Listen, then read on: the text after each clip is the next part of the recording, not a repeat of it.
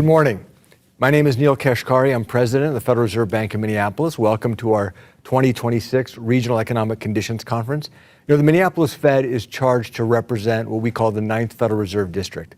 It's Minnesota, North and South Dakota, Montana, the Upper Peninsula, Michigan, and northwestern Wisconsin. And it's our jobs to understand what's happening across our regional economy, because every 6 weeks I go to Washington, D.C. for meetings of the Federal Open Market Committee.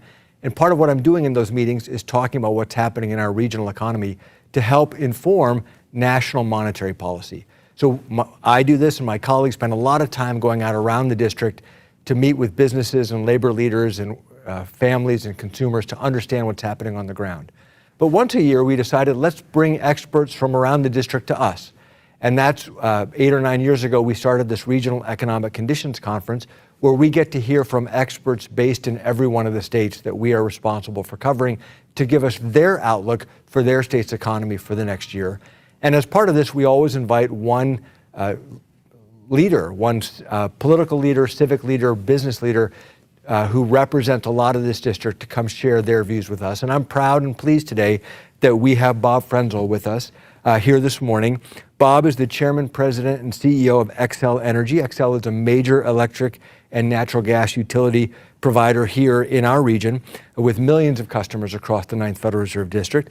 Xcel continues to be at the forefront of electricity technology, of developing renewables, of transmission, what's happening and powering our economy. And so I'm so pleased, Bob, that you could be with us here today. Thank you for joining us. It's great to be here, Neel. Thanks. So, been a long time since we were summer interns together. That was. So in 2001, we were summer interns together at starting out in our careers after business school. So great to be with you here in Minnesota. By the way, you started at Xcel a few months after I started here at the Minneapolis Fed. So we've both been in Minnesota for about 10 years. So. That's right. It's great to be here. Thank you for having me. And it's a pleasure, a privilege to really sit and talk to all the regional leaders here who are so dedicated to this region and that we are proud as Xcel Energy to serve. You know, about half of our company serves the 9th District, and maybe we get the pleasure of actually being represented by 3 different Federal Reserve districts, both Kansas City and Dallas. Or we could just merge other parts of our company. Or we could just merge them into the Minneapolis Fed District. I'm open to that. Open to that too. I love that idea. So let's start with electricity in the economy. Electricity touches everything. It powers. I mean, every family relies on electricity. Every business relies on electricity.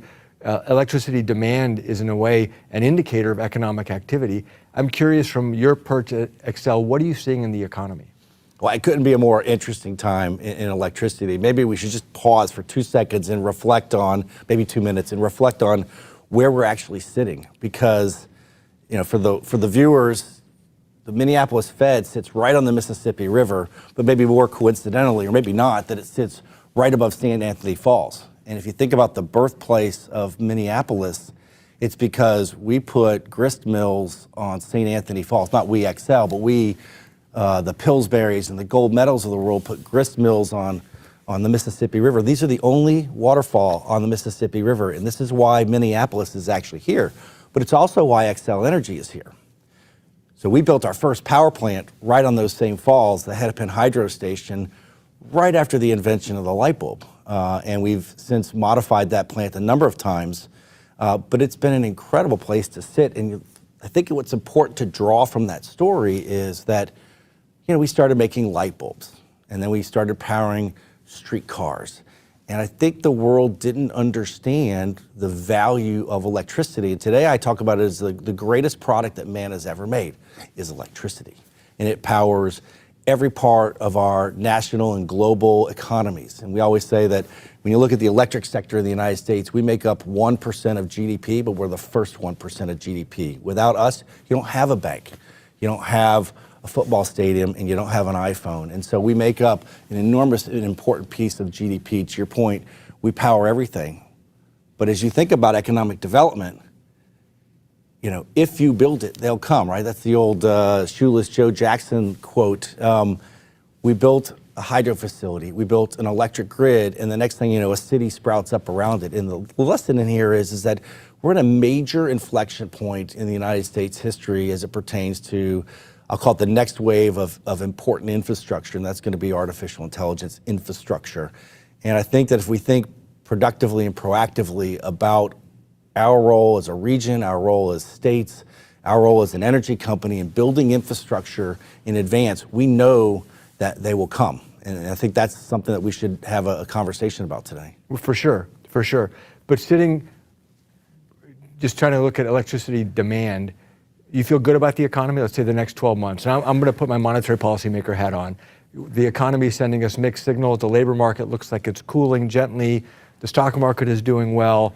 A lot of investment in AI and data centers, which I know we're going to talk about. Overall, are you optimistic on the economy? Sure. As I think about our business, we've basically, as an electric industry in the United States and as Xcel Energy as a whole, we've seen electric growth for the last 10 or 15 years, basically at about 0.5% a year. We tend to grow with population growth, and that gets offset a bit by energy efficiency. Mm-hmm. And so that model feels still pretty good to us. The region, our customers who we talk to regularly feel pretty good that underlying economic growth is probably about 0.5% a year. When I think about our business, though, what's driving real growth is powering the current data centers that we serve and the ones that are on the come, and that's probably the upper Midwest driver. And then another huge piece of our business and business growth is we serve the Panhandle in southeastern New Mexico, which is the heart of the Delaware and the Permian basins. And we have significant amounts of continued oil and gas activity in two forms. There's active drilling, so we're seeing the major producers continue to drill in that very prolific basin. And the second piece is those producers continue to look for electrification and decarbonization of their own load. And so they're, instead of using diesel and natural gas powered rigs and compression, they're using electric jackup rigs and using electric pumps and motors and compression. So we're seeing electric demand sort of twofold down in the southwest region of our business as well. So I feel good about the parts of the economy that we touch and the ability to continue to help drive our customers' businesses forward. I guess one more quick question on this.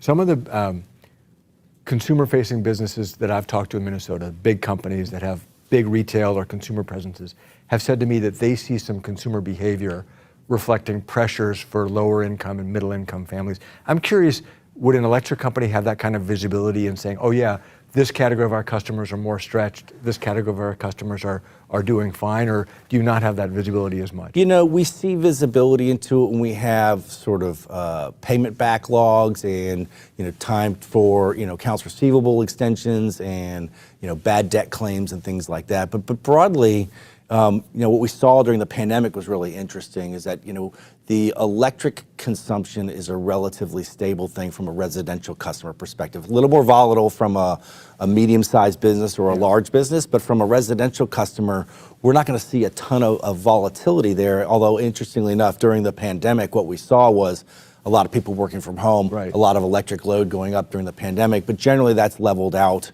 into sort of a new normal for residential load, and it's pretty static from a supply and demand curve. Got it. Thank you. That's great. So let's talk about data centers. Sure. It's getting a ton of attention. When we look at the national economy, investment in data centers seems to be the big bright spot in the U.S. economy. Tariffs and trade uncertainty is a damper in some areas, but investment in data centers is pushing ahead. You have to build for the future. There's a lot of concern that, hey, is AI a bubble, or are these investments being big promises that may not be realized? How do you think about that? Because if you're going to make long investments, the demand really needs to be there in the future. So it's a great question. So we do spend, and you can imagine our position as one of the largest electric companies in the United States, we talk to all the hyperscalers, the Mag 7s of the world, the people who want to build data centers. We're in daily conversations with all their development teams. We're in conversations with all the major data center developers, the Vantages, the QTS, the Digital Realties of the world. We understand their pipelines, their backlogs. They're knocking on our door in all of our regions about, can we get electricity? Where can we site a data center? What would be optimal from a internet connectivity perspective, a cooling water perspective, an electrical perspective? How do we solve sort of those challenges of data center development nationally?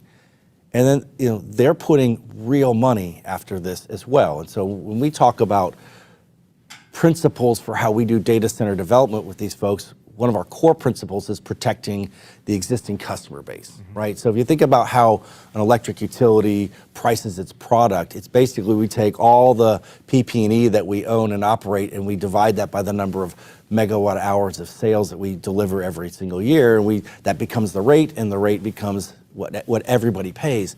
And so if we overbuild, that means that people overpay, and we're very protective of that. So we are now entering because these data centers are a very new type of customer.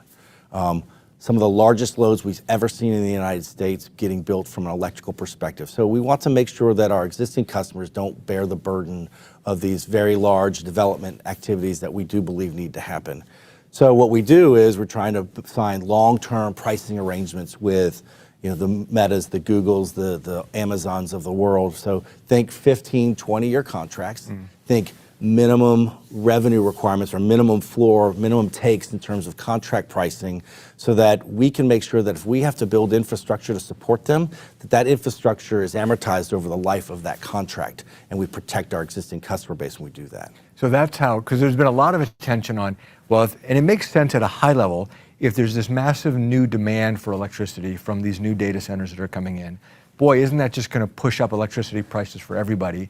And I guess what I'm hearing you say is no, because you're going to build new supply to feed that demand, and that supply is essentially going to get amortized by the Mag 7s and others who are going to be the customers. So I think it's probably important, and not to get too particular about how we deliver and price electricity in the United States.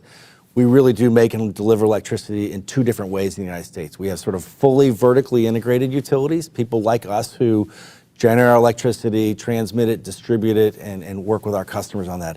Other parts of the country, about 25 years ago, deregulated the generation side, and they deliver and price electricity very differently. And so in those markets, there's more of a near-term supply and demand imbalance right now that's happening, and you're seeing pricing pressure in those, I'll call them competitive markets, that are affecting all customers because of data center demand growth. So you have to actually almost bifurcate the country when you think about where's the pricing pressure going to happen. True supply demand here gets balanced in the way that we talked about. If you shift it out to the New Jersey, Pennsylvania, Ohio region, you're going to see a much different pricing dynamic where all that power has to get priced at market, and that's affecting real customers in real time, even before the data centers show up. That's a very important distinction. It's very important. And what happens is interestingly enough, that corridor that I'm talking about, I'll call it the Xcel corridor between New York and Washington, D.C., that's where a lot of the national press gets written. So when you read these national stories about affordability challenges around electricity, I would tell you that at Xcel Energy, for the past 4 years, our average residential electric bill has been flat, zero. So in economist terms, that is a real price decline for electricity over the past 4 years in our region. But in other parts of the region, particularly where the news is getting written at a national level, prices have gone up materially. And so you're starting to see that contagion and messaging happen around the country, but you got to really look at your energy bill and figure out, is it really happening to me? Interesting. And speaking of which, I've read stories about, even in our region, about local communities getting really nervous about a data center may come in, and there's a lot of confusion, a lot of uncertainty about what that means. What would your message be to them? Your message, I guess, would be, first of all, this is not going to push up your power rates. In fact, I would argue the other way. We run this incredible machine, we'll call it the grid, and it's a big fixed asset.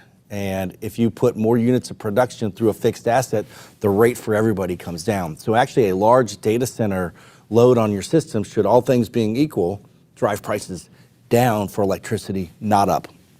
And I'd argue that data centers are good for economic development. They're very expensive. They pay property taxes. They have employment. The construction jobs are good when they show up and build them, and they're long build time and long lead time cycle assets. So I actually think regionally, we need to ask ourselves, shouldn't we be leaning into this a bit? Isn't it going to be an offset to the otherwise price pressures that we do have in the economy?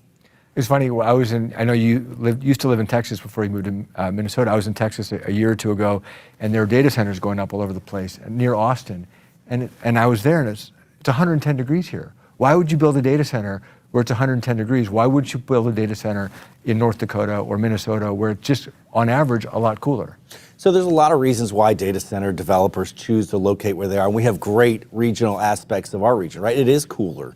We have an enormous penetration of carbon-free resources. Our upper Midwest portfolio is about 75% carbon-free. So we're attractive, and we are close to a major airport. We've got water, the land of 10,000 lakes. We have decent internet connectivity, and so there's a lot of reasons why they choose here. There's a lot of reasons why they choose there.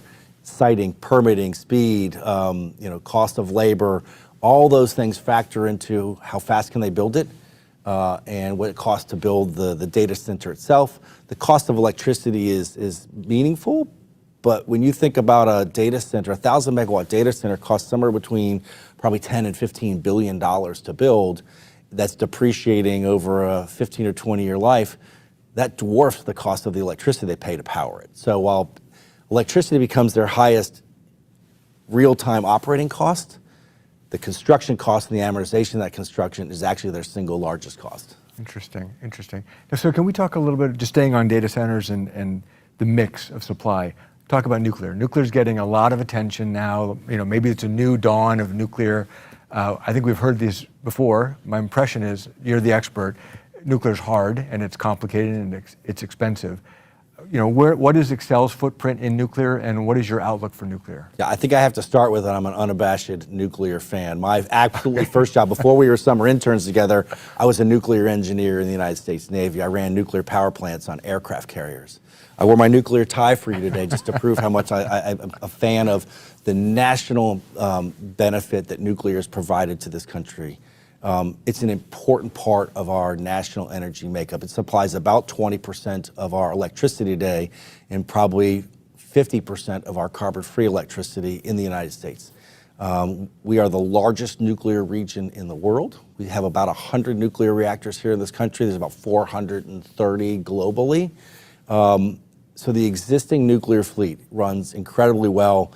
It's carbon-free, it's relatively low cost. And you can see that in the fact that even all these hyperscalers and they're contracting right off the back of an existing nuclear power plant to the extent they can. That is their preferred source of energy for data centers. From a development perspective, so Xcel Energy owns 2 nuclear power plants here in Minnesota, both on the Mississippi River, one north of the Twin Cities, one south of the Twin Cities. Makes up about 30% of our upper Midwest energy mix as a company. And has been stable and secure and safe and carbon-free source of electricity since 1970. We've got life extensions on those, so we expect those plants to run 80 years, but that's probably it. And so the question we have to ask ourselves as a company and as a country is are we going to refresh the nuclear mix in our country? Our nuclear fleet in the country is probably close to 40 years old, runs incredibly well, best run fleet in the whole world. But we have to think about, are we going to revitalize that as a core energy source for the United States? I think we should. I think it should be a national imperative. I think it should be a national initiative. And it would be a shame if we had an energy policy that supported nuclear and we don't have an industrial policy that matches that. We need the fuel supply chain here. We need the manufacturing supply chain here. We need the skilled labor here. It has to be in all parts of government and all parts of industry effort to bring a national nuclear renaissance forward. I think we can do it. I think we should do it. We've been working with our respective states on new nuclear. It's a ways out for us, and for good reason, right? We also sit in some of the windiest and sunniest parts of the country. So we've taken a huge advantage of wind energy. We've been the largest provider of wind energy for over 15 years. We're really leaning into solar energy. We're building new large-scale, long-duration batteries right here in Minnesota. So we're an all-of-the-above energy company, but I think nuclear has to be a part of the conversation as we roll forward in time. And as you look around the country, are the biggest regulatory barriers federal or states, and are certain states much more forward-leaning and saying, yeah, we want to take this on? Yeah, use the word barrier. I don't know if it's barriers. We have to do this in partnership with our legislatures, our regulators. These are enormous capital investments. $30+ billion for a utility like us we couldn't do it without real partnership with elected officials, regulatory bodies. So we do most of our work in our states, sort of state regulatory level and state political level. But I would say that the federal government has a real role and has played a real role. The the House and the Senate have passed really progressive legislation over the last number of years. The DOE is providing incentives for re-enabling and reimagining the fuel cycle. You know, most of the uranium is not mined in the United States anymore. It's in places like, you know, the Ukraine, Right. Kazakhstan, and Canada, and Australia, and Russia. And that processing and enrichment of all those elements that we need to build new nuclear are largely outside the United States. And again, industrial policy should partner with the energy policy. So some of that can happen at the federal level and get real support, both DOE grants, and we saw last week that some fuel cycle companies, to incent them to come back to the United States, got some grants out of the Department of Energy. And we're hopeful, and there's a lot of bipartisan support around nuclear nationally.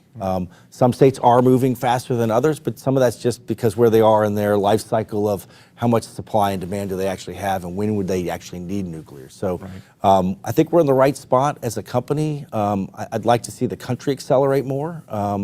And I'm happy that I've been having this conversation. I serve on the board of the Nuclear Energy Institute and the Edison Electric Institute for those reasons, because I think that, you know, energy policy is critical to the success of the country. Got it. That's great. Staying on this infrastructure build out, let's talk about the labor market. And nationally, look at the, you know, we saw the unemployment rate tick down a little bit today. Nationally, it seems to be a low hiring, low firing environment. But I do know that there are certain pockets of skills that are in short supply and are hard to get. What are you all experiencing as you continue to build out your infrastructure? I think your words are probably matched what our company is seeing is low hiring, low firing, pretty neutral labor for us over year, and probably year over 2 years. But you're right, the pockets are really getting more and more challenging, and let me give you some of the perspective we see.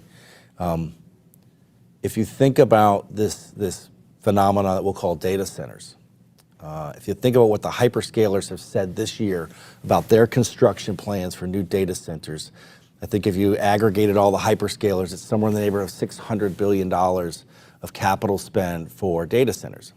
About 150 to 200 of that is just the box that the compute sits in. The rest is the computers that go inside of it, but the box itself needs civil groundwork. It needs concrete. It needs steel. It needs cabling, controls, pumps, valves, HVAC, all the things that we need to build transmission, distribution, and power plants. They need to build data centers. And so where we're seeing pressure in the labor markets, engineers, linemen, electricians, plumbing, pipe fitting, concrete, groundwork, civil work, all that stuff has been a labor market push from our perspective. And so those pockets, I don't have direct insight to them, but when I look at what we're paying for engineering and procurement and construction partners at our big construction partner firms, we're seeing real pricing pressure, probably 30 to 40% over the last year or two in terms of EPC rates for new construction. And one thing, you know, the supply chains, as you know, were really gummed up because of COVID all around the world. They've mostly healed, but one area that I just keep hearing about long lead is anything electrical related, that it's years in the making to try to get the components that you need. I imagine that's what you're seeing. Yeah, I saw you had the same conversation 2 years ago with my friend David Mortensen, who builds a lot of wind and solar and buildings for us at Mortensen Construction, and he and I talk a lot about the supply chain for equipment and not getting better, actually degrading in terms of time. So we used to be able to get a transformer in a year. It's closer to 3 years. Wow. We used to be able to build a gas plant, a combustion turbine, a simple cycle gas plant used to take us about 18 months, 4 to 5 years. So the idea of we need to look forward more and plan more, and we need to build the infrastructure that's needed further in advance. That takes an enormous amount of thoughtfulness on our side, but partnership on the side of our regulators and our other stakeholders when we try to say, look, we need to build this, we need to place orders for this today because breakers and transformers and generation assets are taking 3, 4, 5 years to get that used to take months. So the delay in the supply chain is causing us to have to behave differently and in partnership with our other stakeholders to really be proactive about it. But that all resonates. But given this massive economic impulse that's effectively hitting the economy in this sector, Why isn't the market solving this? Like, why aren't entrepreneurs and businesses saying, yeah, I'm going to build another transformer line. Of course, I want to take advantage of this great opportunity. What's holding them back? Do you have any insight? Well, look, I think that we went through a lot of rationalization of transformer supply over the last 20 years. We rationalized gas turbine generators. If you talk to Scott Strazek at GE Vernova, who's a big partner of ours, he'd tell you the same thing. They bought Alstom, and quickly had to rationalize a lot of that supply because the gas turbine market for 10 or 15 years was sitting on the sidelines while the wind and the solar markets were at the forefront. And so I think there's some learned behaviors in here that we have to make sure that we try to overcome. I think we think about long-term procurement. We used to buy things one at a time or 1 year at a time, and now we think about, well, if I contracted for you for 3 or 4 years, what could we do? Mm-hmm. We've got a great working group of the chief procurement officers of this sector who are trying to figure out how we can incentivize that kind of activity for people who have had probably poorer experiences with that over time. We've shifted procurement to overseas. We've been buying more Korean transformers than we ever have in the past. There's been a lot of domestic supply, and there's a lot that comes from sort of the NAFTA markets as well. And the market's extraordinary right now. I mean, if you think about it, I told you about the data centers. They're going to spend $150 billion building the data center boxes. That's what we spend as a utility industry nationally, annually, in total transmission and distribution spend. So you've put just an enormous supply pressure in that while people are ramping up production. We've basically doubled demand over a 2-year period, and just getting that through the system is harder. You just mentioned transmission. I feel like I was in the Bush administration, the George W. Bush administration, 2006, 2009, did some work on energy before the financial crisis hit. And transmission has been a bottleneck, I feel like, for decades in America. And there's been everybody's kind of aware it's really hard to build new transmission. And I feel like the narrative was, we need to do something about it. Is it getting easier? No, I don't think so. Even though there's this massive demand for renewables and for data centers, I mean, clearly transmission's a bottleneck for all of that. The actual construction of transmission's not that difficult, but siting and permitting and cost allocating, who pays for these large interregional transmission lines is harder. If you think about how the electric grid in the country grew up, we had a Minneapolis power and light and a St. Paul power and light, and we eventually merged those together, and those grids came together. And we've been doing that as a system over 100 years in the United States. And we've now gotten to a place where we need lots of regional and super regional and interregional transmission to connect the grid in a more concrete and holistic way. It's hard. If I build a transmission line from Duluth, Minnesota down to Milwaukee, who pays for it? Who wants it in their backyard? So we have a NIMBYism thing we have to get over. We have a cost allocation thing to get over. And then, like everything, all politics are local, so is siting and permitting. You're going through someone's backyard, someone's ranch, someone's farm. It's very challenging. Now, I say that as a company, Xcel Energy has been the #1 builder of new line miles of transmission in the country over the past 15 years. So the great part about it is we've had stakeholders and partners and our regulators and our state leadership that have recognized the need for this, and we've been building. We got to keep building. Some of this is transitioning on how we deliver energy. We used to have more power plants in the urban centers. We've moved power plants out to the exurbs and beyond, whether it's fossil or, because we can tap into the wind resources that sit on the Dakota borders with Minnesota. We built a lot of wind in the Dakota Ridge Lane. We had to bring all that wind energy into the Twin Cities areas and to places further east. Now we're shipping it to Milwaukee and to Chicago. Building transmission to serve where the generation is most effective has been a big piece of the investment opportunity and the construction opportunity. But boy, we also been building down into the desert Southwest. The Delaware Basin and the Permian basins are the most prolific oil reserves and gas reserves in the country.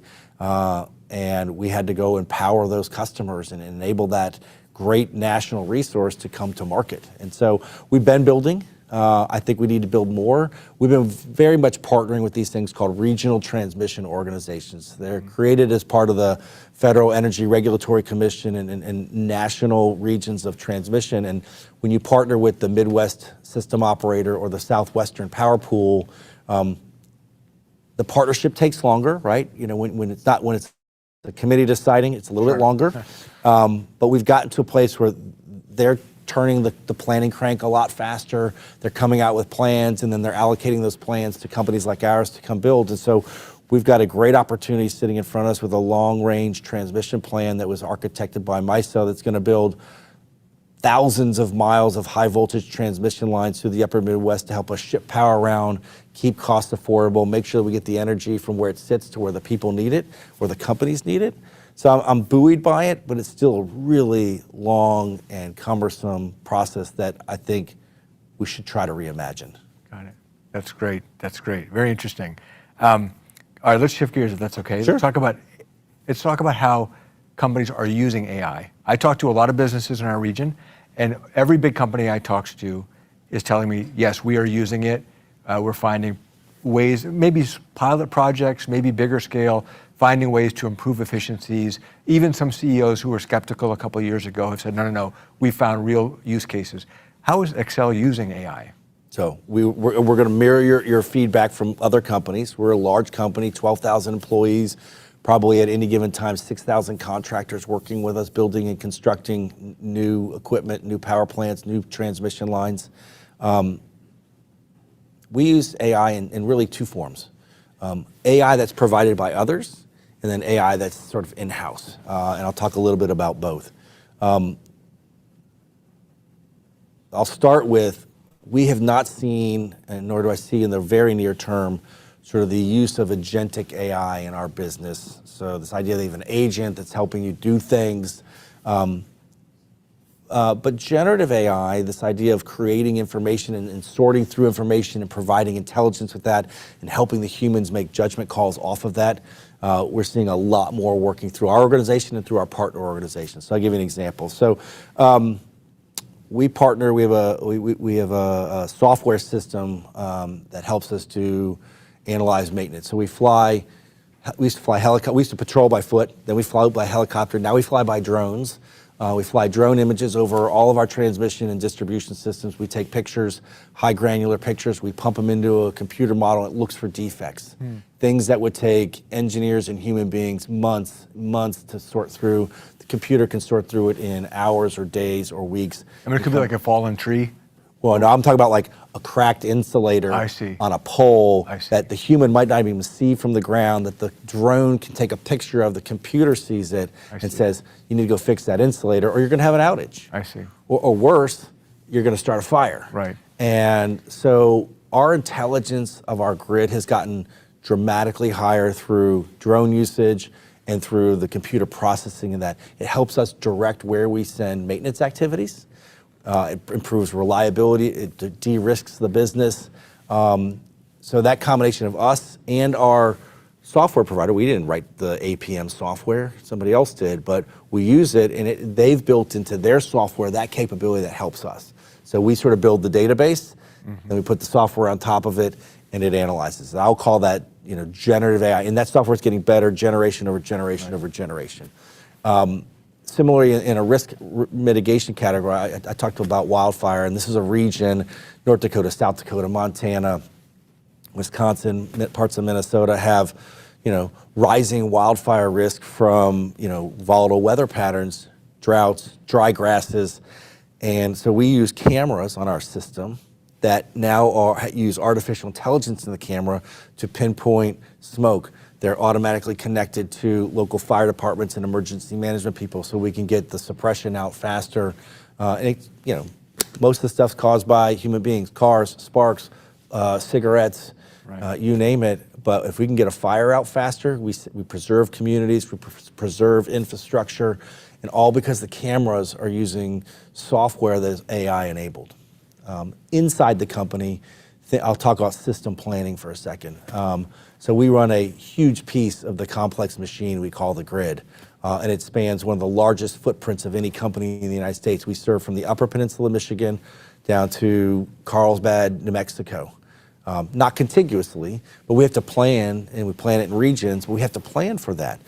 It used to take us 4 months to gather meter data, to then analyze and load forecast and run a scenario. We can do that in a day. We have real-time automated meters. We gather all the meter data together. We can project, we can run scenarios, we can build a better system, we can build it faster, and we can build it at a lower cost. And ultimately, that keeps energy costs low for our customers. So we are using AI and machine learning and automation more.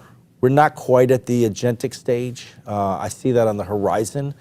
And I was just at a conference earlier this week where they were talking about, robotics and humanoids and kind of reminded of the opening scene. Maybe it's not the opening scene in the original Star Wars where I'm C-3PO, and I'm a human cyborg relations. And, are we approaching that world at some point in the future? And then how do we integrate all that into our business transparently and ethically? I think those things are really critical conversations we need to have around AI. I'll mention one thing that another company, it's kind of a simple example, mentioned, who also has a big retail footprint.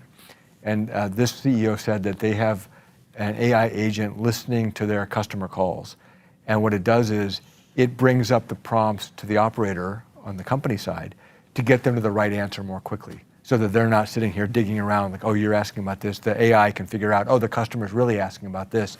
And it just helps their phone operators become a little bit more efficient. So, I think there's no limit to the use cases people are finding. No, I think the estimates that I've seen suggest that sort of the AI LLM models today are sort of right at genius level, right? 140, 150 on a scale. Could they go to 1,000? Could they go to 10,000? Like, where's the limit on the compute power of this great resource? And what does that mean for us as a civilization? I think we have to be conscious of what it means for the short-term and longer-term market job dislocations and the actions of good and bad actors. And we need to make sure that I think of building the network for AI as a national imperative. I put on my Navy hat for a minute and say, we have to do this, if nothing more than for defense. But I think it can be a great tool for us to drive the economic engine of the United States forward. But we have to do that, and we have to do it in partnership with our local communities, our regulated officials, our legislative officials, both at the state and at the federal level, because in a vacuum, nobody can do this by themselves. And we all need to hold hands and lean in and say, this is something that we need to do. And the question we have to ask ourselves across maybe the 9th District is, how much of that do we want to do here? I think about the great story of the beginning of Silicon Valley, the guy who invented the transistor. The reason Silicon Valley is where it is and the economic engine that it is because he went to school there and his mom lived there. No other reason Silicon Valley is where it is. Oh, and by the way, and home prices were affordable. So is there a better reason to be in Minnesota? We got affordable housing prices and my mom lives here, right? That's why we come to Minnesota. I don't know what, if you step back and say, in 1890, when we were making electricity off the back of a hydro facility here, did anybody know what a toaster was? Or a washer and dryer? Or an iPhone? No, I don't think we can fully imagine the use cases of this great thing we're talking about in artificial intelligence. And I just read Bill Gates' note this morning. He says there's no thing that man has ever created that's going to change society more than AI. I like to think I'm going to talk my own book and talk electricity, but he's probably close to right. And Bill's been close to right about a lot of things, right? And but AI is powered by electricity, so you can still take credit for it. I like it. We're still the first percent of GDP. First percent. But it's really exciting, and I think that we as a region, we as a company, can lean in, and we can help get our share of this great asset. And we don't know what it will bring to our region if we start powering it here and building it here. Then all of a sudden, what kind of people show up here to work and what community develops around it, and then what can we build off of that, and the derivatives that come from having the infrastructure here versus elsewhere, I think is really important for us to debate and make sure that, I know there's a NIMBY issue to this, there's a fear issue to AI, and there's a fear issue to what happens to my power prices. Right. I hope I've convinced people that I think data centers are good from all else being equal. Now, we have energy price pressures. We certainly do, and it comes from the input costs that I talked about. We've seen copper up 42% year over year. We've seen aluminum up 20% year over year. We've seen combustion turbines double in price. We've seen transformers double in price.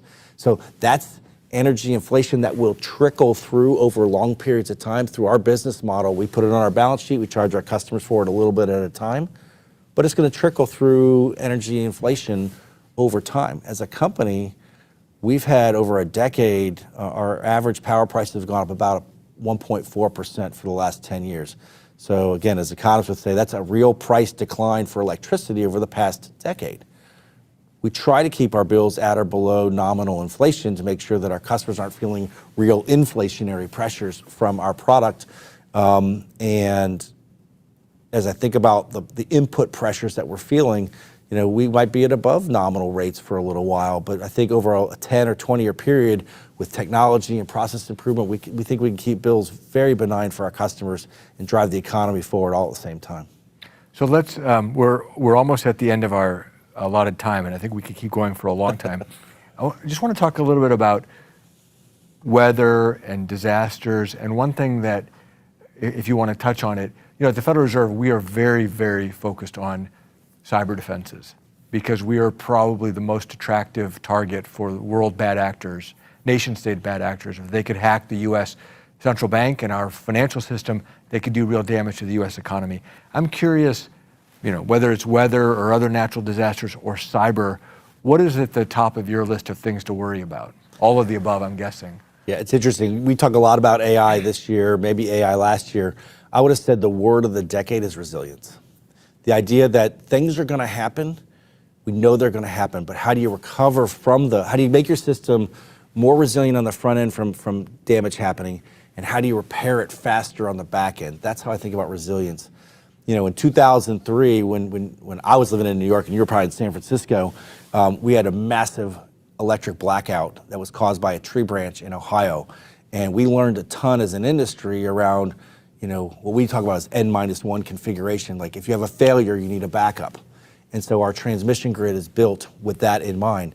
And we think about resilience more and more every single day. We deliver, the greatest product man has ever made with 99.98% reliability for the price of a cup of coffee every day. And we think people want 5 nines of reliability, and they still want it at a price of a cup of coffee every day. So how do you use technology and infrastructure to make sure that your resiliency is as high as your customer expects, while making sure you can protect against bad actors? You, like we, have experienced massive costs associated with cyber defense over the last decade. Those aren't going away. Right. They're going to escalate. But I do think that AI can help us.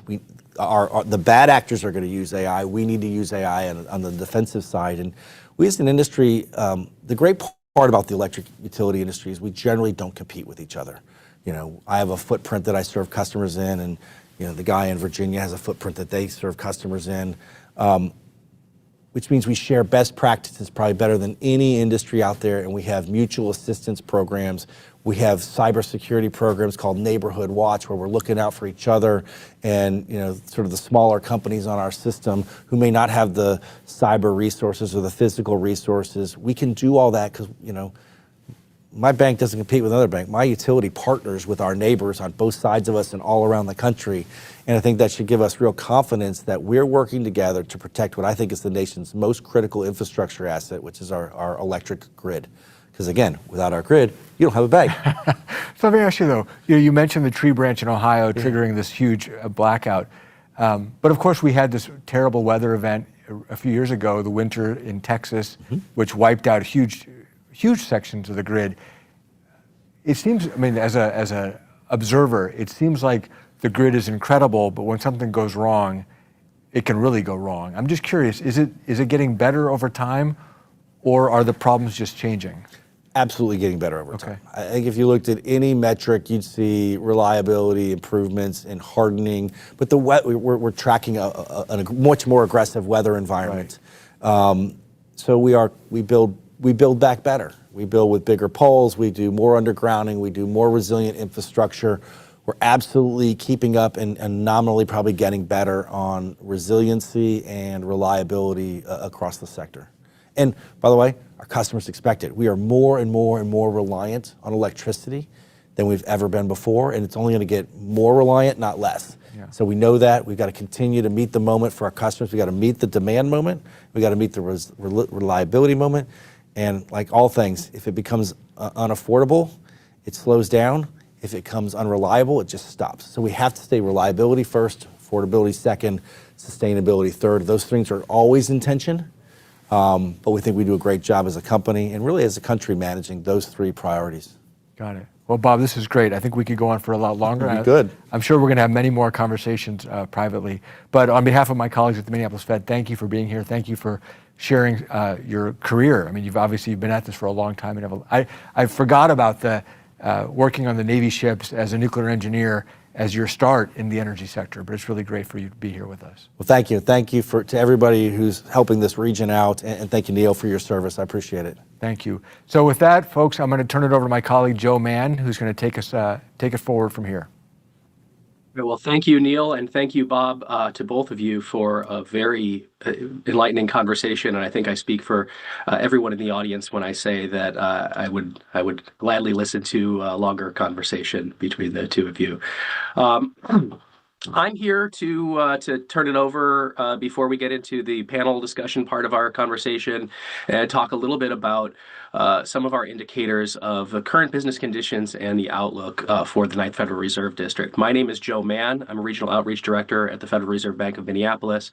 And before I get into this content, I just want to take care of a couple quick housekeeping items for those in the audience. First, when we do get into the panelist portion of our program, if you do have questions for our panelists, please put those into the chat box, and our moderators will put those to the panelists if we have time.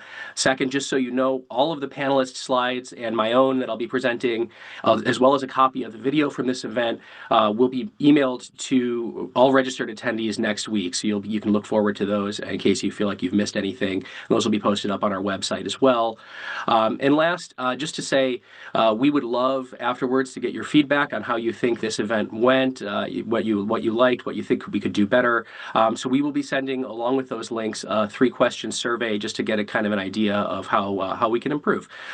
So with that, I am going to present a quick overview of some of the regional economic indicators that we have at the Ninth Federal Reserve District, in particular, the results of our Business Pulse survey, and some of which focus on the outlook for 2026. Before I go any further, I should probably give my standard disclaimer that my views are my own and not necessarily those of the Federal Reserve Bank.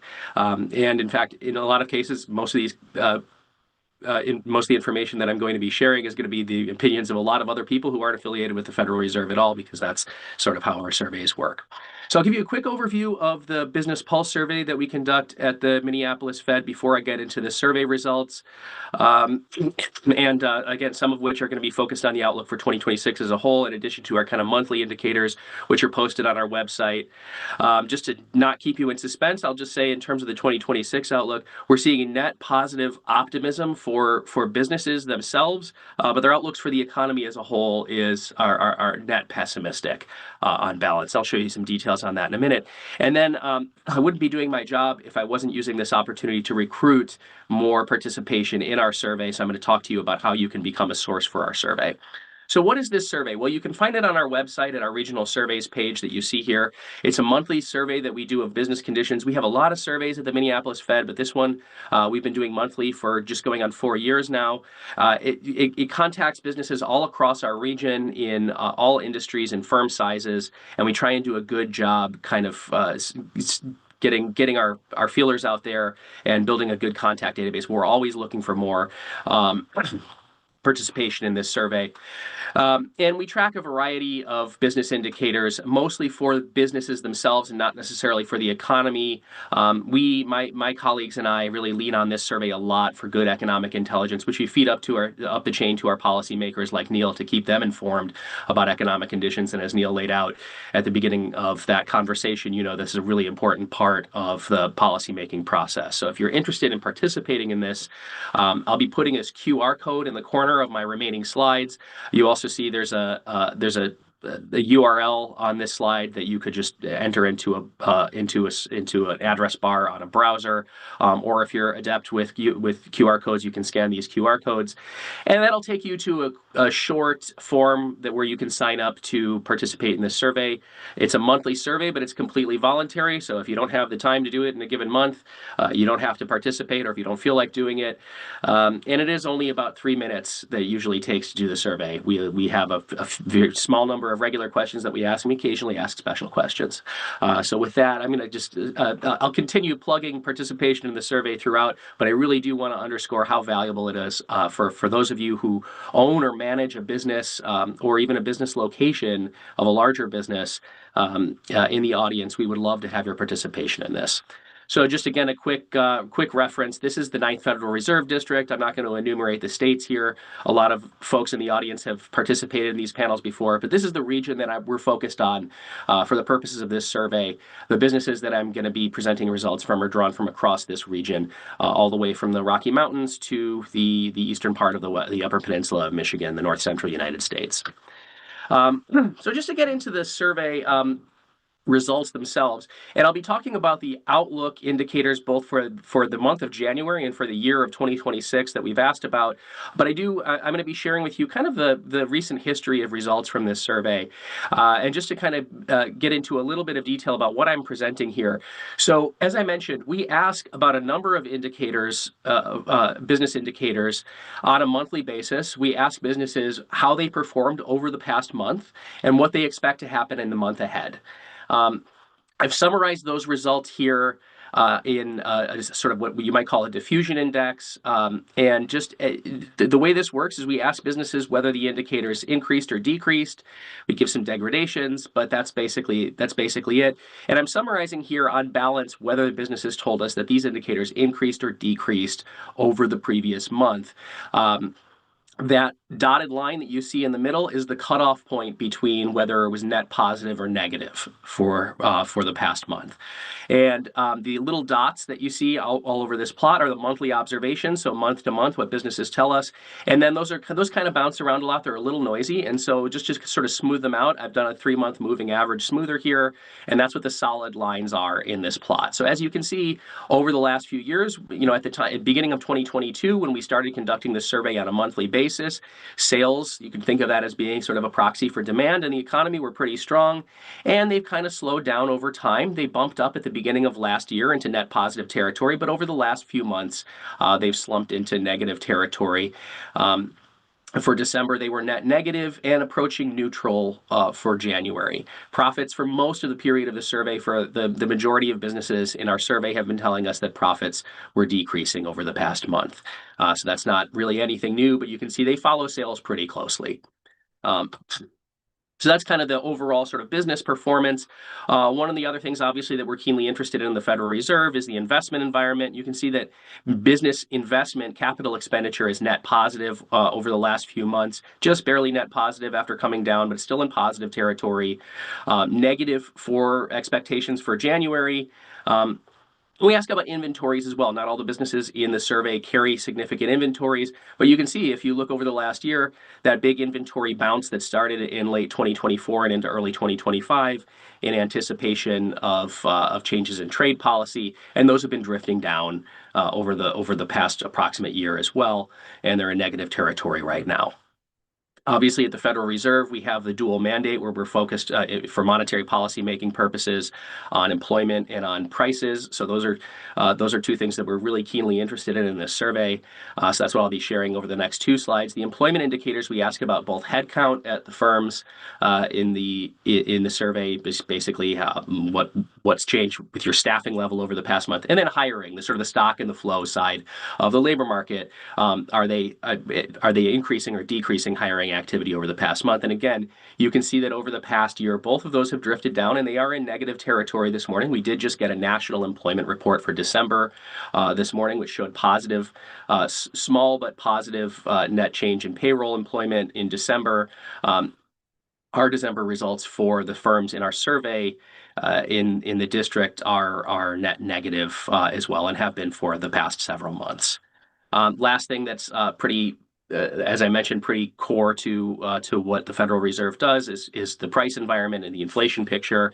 Again, you can see we ask about both the prices that businesses charge to their customers, or sales prices, as I'm calling it in this chart, and then also in the input price environment. And again, consistent with what we've seen with the data since that high inflation period in 2022 and 2023, we've seen sort of a slow drift down and then a little bit of sideways movement in the price environment. Brief a bump up earlier this year, and it's still in expansionary territory, so inflationary territory, but drifting down over the past few months. The input price environment, though, is still pretty elevated. So you can see that darker blue series here is non-labor business input prices. Those are positive as well. So when we get into some of the questions that we asked about the outlook for the coming year, the majority, or I shouldn't say the majority, but the largest share of businesses told us that they're expecting to increase their prices between 3 and 5% over the coming year.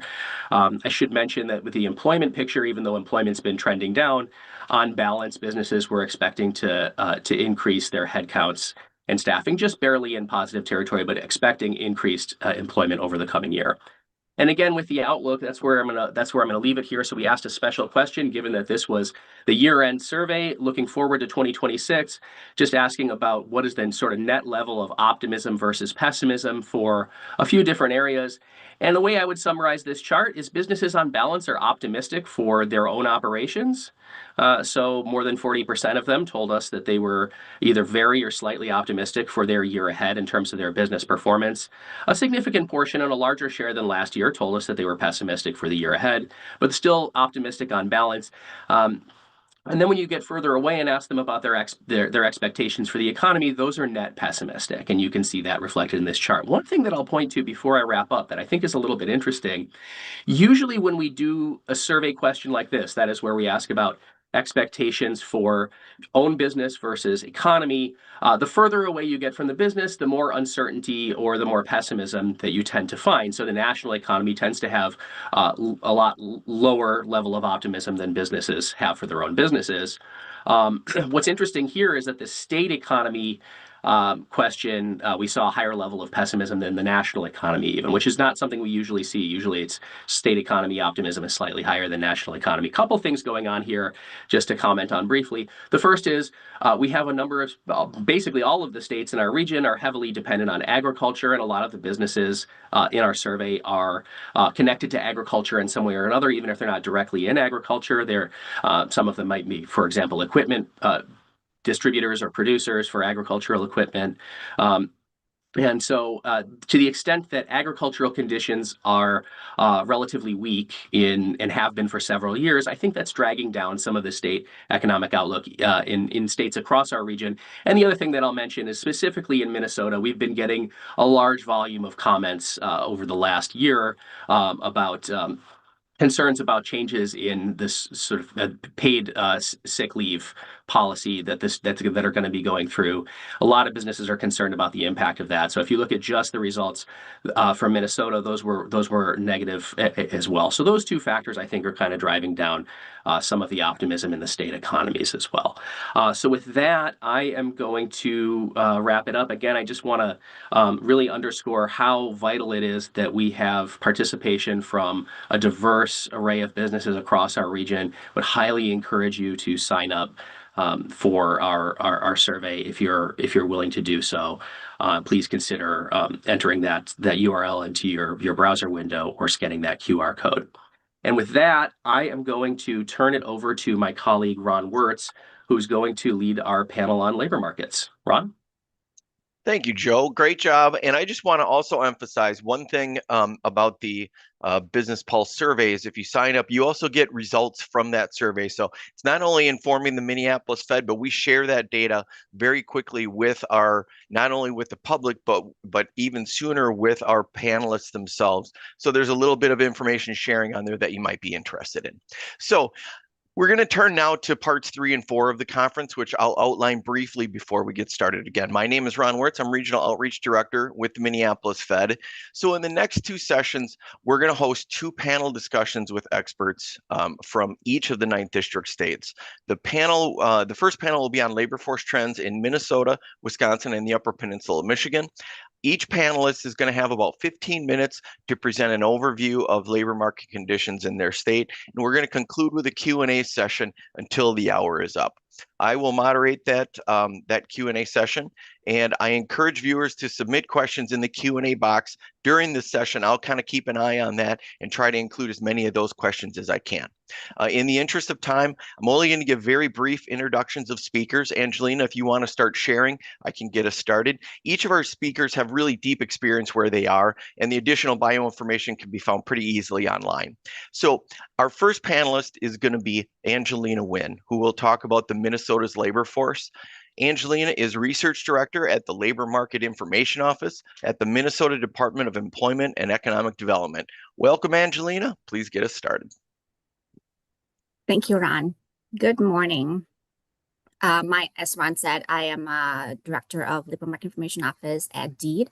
I'm Angelina Nguyen. My office serves as the data and research function of our state government agency. We work very closely with the U.S. Bureau of Labor Statistics, or BLS, to collect, clean, and publish data to track job growth and various labor market metrics. I'm going to give you an overview of Minnesota's labor market with the latest data available from the BLS today. So first, I want to set background context, mostly summarizing the main points that I presented at this conference last year. The first important thing to remember is Minnesota's population distribution has a heavy chunk of workers in retirement and near retirement age groups. This has been a demographic trend that we've seen coming for decades. It's a big factor hovering in the background of Minnesota's labor market story that I will be sharing today, and it's not going to change drastically in the short term. This fact affects the labor availability in our state, and it also affects labor demand in the healthcare sector in Minnesota. Secondly, Minnesota's ratio of births to deaths has leaned in the direction of fewer births and more deaths. People are having fewer children than they used to in the past, and at the same time, we have an older population, and therefore we see more people reach the end of life than we have before. Overall, there are still more births than deaths in the state, but that difference has been growing smaller with time. And lastly, in mid-2022, we saw record-breaking low unemployment rates. The labor market desperately needed workers coming out of the pandemic, which worked in favor of the workers. We saw wage in sectors that most needed workers growing double-digit percentage points for a while, which especially benefited workers in sectors like food service, retail, and healthcare. We saw masses of people accept new jobs for better pay. Employers were more willing to train on the job. The labor market remained tight for a few years. And then in 2025, we started to see this change every month. And I would expect the trend to continue this way as we move into 2026. The latest state level BLS data available is for the month of October as of today.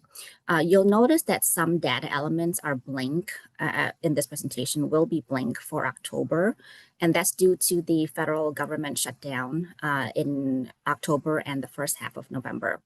Work behind the scene to produce labor market data is a joint effort between state governments, the BLS, and the Census Bureau. With that federal funding pause for a month and a half there, BLS and census staff did not collect data during the shutdown.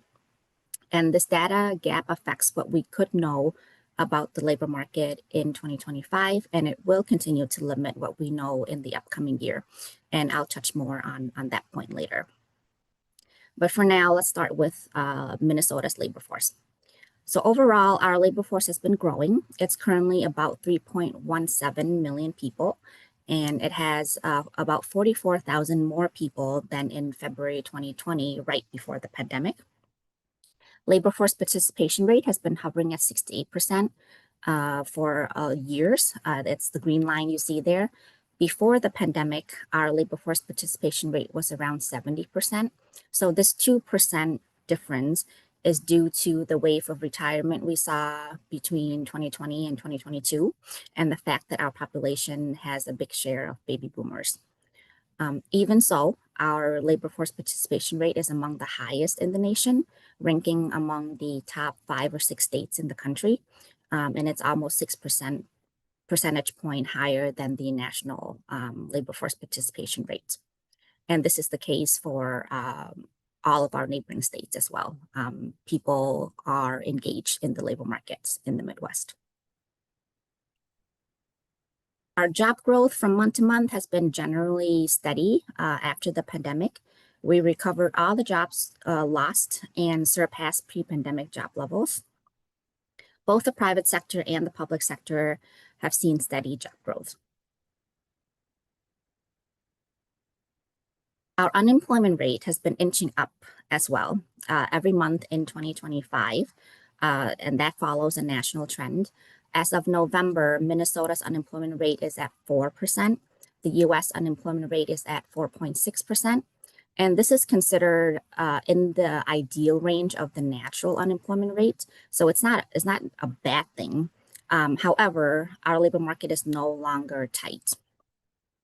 A frequently asked question we get is, how is it that jobs grew and the unemployment rate grew as well? A couple of slides back, when you saw the labor force growth trend, labor force includes people who are working as well as people who are looking for work. So we see more people working and filling jobs, and we also see more people looking for work. One indicator of labor market tightness or softness is the ratio of job seekers per job vacancy, and my office keeps a close eye on this. Again, Minnesota follows a similar trend as the nation, but we have fewer available worker per job vacancy. This data has a longer time lag than the other metrics I've shown so far, so the latest available data is August 2025. Minnesota had 0.7 worker looking for work per job opening. Last year at this time, that ratio was 0.5 workers per job opening. So there are still more job openings than there are job seekers in Minnesota, but that ratio is moving towards 1-to-1. And the US is already there and has been there for the last year. As of August, the US ratio was exactly 1 job seeker per job vacancy. In terms of wage, we've seen consistent wage growth, especially in the context of tamed inflation. What stood out in 2025 was Minnesota's wage growth was consistently higher than the US rate every month. In numerical terms, in dollar terms, the average hourly earning in Minnesota is still about $2.50 higher than the national average earning. And part of this can be explained by a strong presence of Fortune 500 company headquarters in our state, which holds management and corporate jobs and attracts high-skilled workers.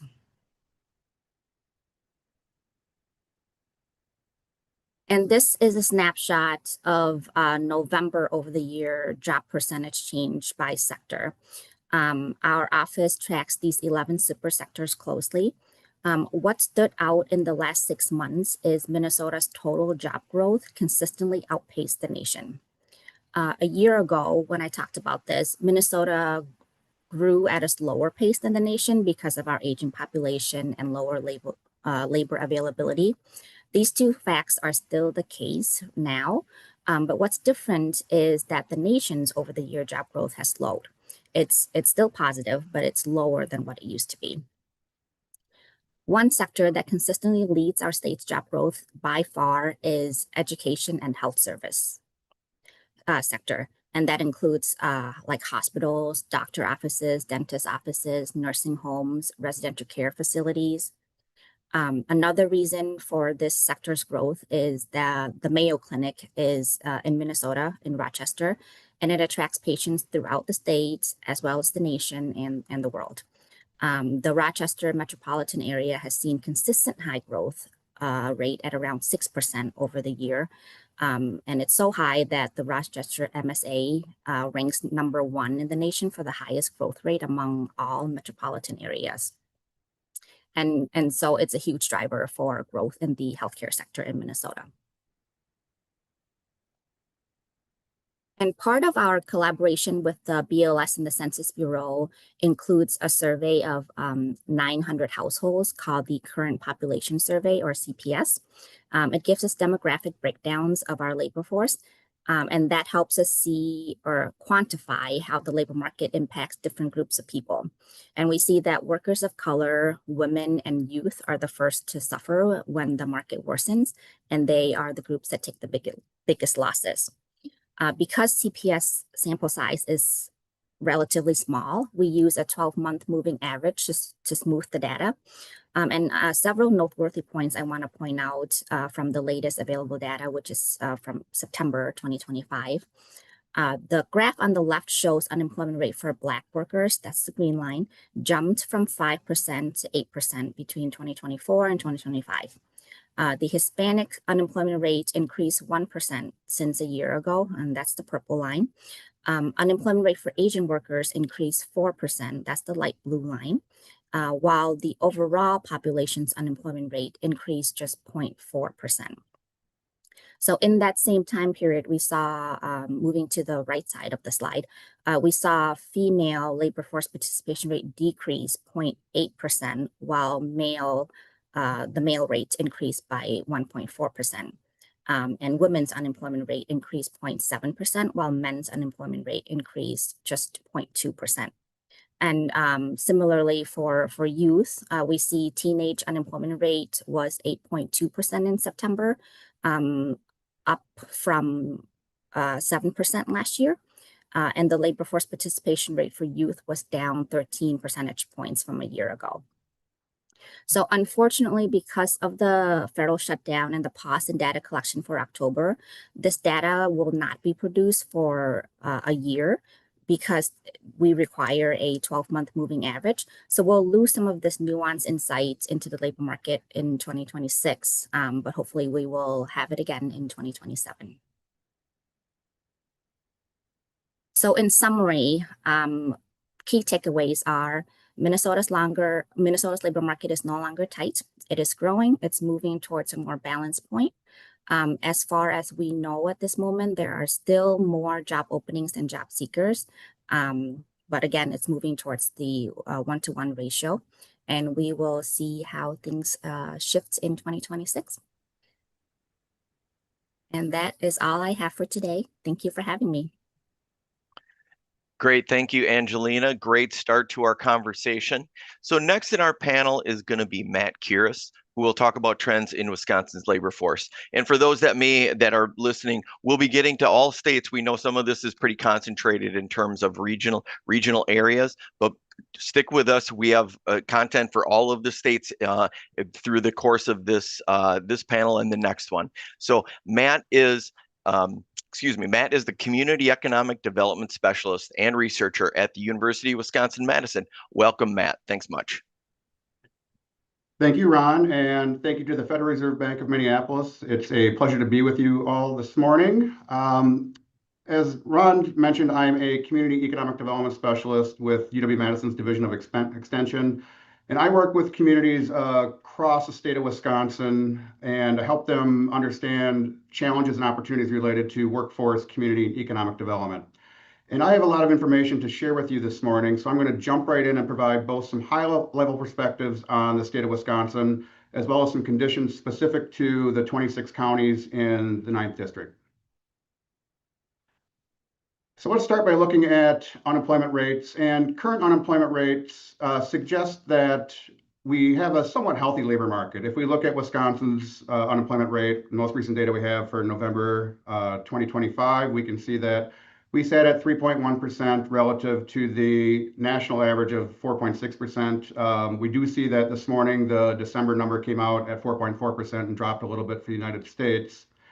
And while unemployment rates have ticked up somewhat since the end of the pandemic in both the state of Wisconsin and the United States, if we look at Wisconsin's rate, it still sits near historic lows. We only see a few periods between 2025 and 1990 where unemployment rates were a bit lower than they sit right now. So if we simply use that as one measure, we do see that Wisconsin's labor market sits at somewhat healthy measures. And if we look at Wisconsin's 9th district counties, we can also see that unemployment rates in those areas have ticked up somewhat since the end of the pandemic. But if we look at the most recent data, we see that all of the counties in the 9th district are below the national average unemployment rate. They do vary somewhat from highs in Rusk and Iron County at 3.4% to lows in Pepin County at 2.3%. A number of counties in the 9th district sit below the state average of 2.7% and some are above. But again, from a historical perspective, many of the unemployment rates in 9th district counties in Wisconsin are near historic lows. Now, that said, unemployment rates do not capture other characteristics of the labor market, particularly in terms of measuring how dynamic it might be. So one measure we can look at is the number of job openings and how that's changed over the period between 2001 and 2025. And job opening rate is known as the number of job openings divided by the total employment in an area plus the job openings that are present. We can see how the number of job openings increased dramatically after the onset of the pandemic. But we can also see that they've declined quite a bit since the end of 2022. The current job opening rate sits at 4.2%. And indeed, if we look at historical perspectives in terms of rates, the current rate is much more similar to what we saw in the middle part of the prior decade and actually sits below the period between 2017 and 2019. So again, we can see that in terms of measures, this provides a different perspective of what we saw from unemployment rate and might suggest that the labor market in Wisconsin faces somewhat of a challenge in terms of the number of job openings available to job seekers. We can also look at the number of unemployed individuals per job opening. And what we see here is that Wisconsin's rate is very similar to what we saw for the state of Minnesota. We currently see that we have a ratio of 0.74 unemployed individuals per job opening, suggesting that the number of openings exceeds the number of unemployed individuals. But again, if we look at historical perspectives, we can see that this rate has ticked up somewhat since the end of the pandemic. And we can also see that it sits a little bit above where it was prior to the onset of the pandemic during the period between August of 2017 and the end of 2019. That said, if we go back to the beginning of the turn of the century, we can see that it does sit at somewhat historic lows. But nonetheless, it's maybe not as quite as healthy as a measure for job seekers as it was a couple years ago. We can also look at changes to the hiring rate or the number of hires divided by total employment. And as with other measures, we have seen the hiring rate gradually decline after the pandemic, and it currently sits at 3.3%. And with a few exceptions, the current hiring rate is similar to that of the middle part of the prior decade and does suggest that employers are less willing to take on new employees than they were in the years prior to the current measures. Another perspective is the quit rate, or the number of quits divided by total employment. And we currently sit at 1.9%. And one thing that we see is that quits tend to rise when workers are more comfortable with employment prospects. And we did see the significant rise in quits after the onset of the pandemic when a large number of employees left their jobs. However, that rate has declined since the peak in early 2022, where we went from the Great Resignation to the Great Stay, suggesting that workers are less confident in their ability to find a new job. Similar to the declining confidence of employees willing to quit their jobs, we have also seen employers less eager to let employees go, partly due to the experiences they challenged for hiring during the pandemic. The current layoff and discharge rate sits at 1.2%, which is quite low compared to rates over the last several decades, but nonetheless suggests that we do see less dynamism in the labor market. If we look at all measures considered, we might summarize the labor market as being one where it is a good time to have a job, but a challenging time to be looking for a job. Now, we don't have the exact measures for local counties as we do for the state, but we do have some other measures that kind of look at churn in the labor market at both the county and regional level. Specifically, we have the hiring rate for Wisconsin's 9th district counties, or the rate of employees entering new jobs, as well as the separation rate, or the rate of employees leaving their jobs. We see somewhat similar trends in Northwest Wisconsin to what the state measures depicted in terms of trends in both hiring and separations. Now, one thing that we do see if we look at the hiring separation rates over the last several years in Wisconsin's 9th district counties is that they have come down significantly since their peak at the end of the pandemic. And if we look at the rates that we see now, they are actually the lowest they've been since the early 1990s, with the exception of the onset of the Great Recession and the recovery period after the Great Recession. Together, these measures suggest very little churn in the labor market in Northwest Wisconsin, and few people are leaving their jobs and starting new jobs. Now, we also know that hiring rates and separation rates vary across 9th district counties as well as across the state of Wisconsin. So if we look at it on a county by county basis in terms of hiring rate and separation rates, we do see that many of the 9th district counties in Northwest Wisconsin did have very high hiring rates and separation rates relative to other places in the state in 2022. We see high rates in places like Sawyer, Bayfield, Douglas, Washburn, Polk, and Barron counties, as well as high separation rates in many of those counties as well. Now, if we jump forward to 2024 annual averages, we can see that mostly across the board, these hiring rates and separation rates have come down, in some instances come down quite notably. That said, we do see some fairly high churn rates remaining in a number of 9th district counties like Bayfield and Vilas counties. That said, the question is how these rates have changed in 2025, as we do not yet have this data. In addition to hiring separation rates, we can also look at trends in initial unemployment claims in the 9th district counties. And these are a proxy for layoffs in some means. And if we look at year-over-year changes in initial claims, we see both increases and decreases across 2023 and 2024. We see increases in initial claims in some quarters relative to the change from prior year, and increases in other quarters. That said, if we go to 2025 and look at changes in a quarter prior or change prior to the prior year, we do see that that initial claims have come down somewhat in 2025. In fact, we see a reduction in initial claims in all 4 quarters in 2025 compared to 2024, suggesting that there are very few layoffs in the 9th district in Wisconsin. If people are looking at how this may have changed in individual counties, the State Department of Workforce Development is a good source to look at a number of these visualizations to see how initial unemployment claims have moved over time. Another trend that we saw in the 9th district, as well as across the state of Wisconsin, is an increase in business applications over the last several decades. And this may point to a fact that the labor market may have changed somewhat in terms of people looking for jobs, having challenges so much that they're looking to start their own business as a source of economic opportunity instead. And here, looking at the total annual applications in 9th district counties, we can see that with the onset of the pandemic, they increased quite dramatically. More recently, in 2024, they have come down a little bit, but compared to historical values, they remain quite high. Now, the question is, what happened in 2025, as we do not yet have that data for Northwest Wisconsin.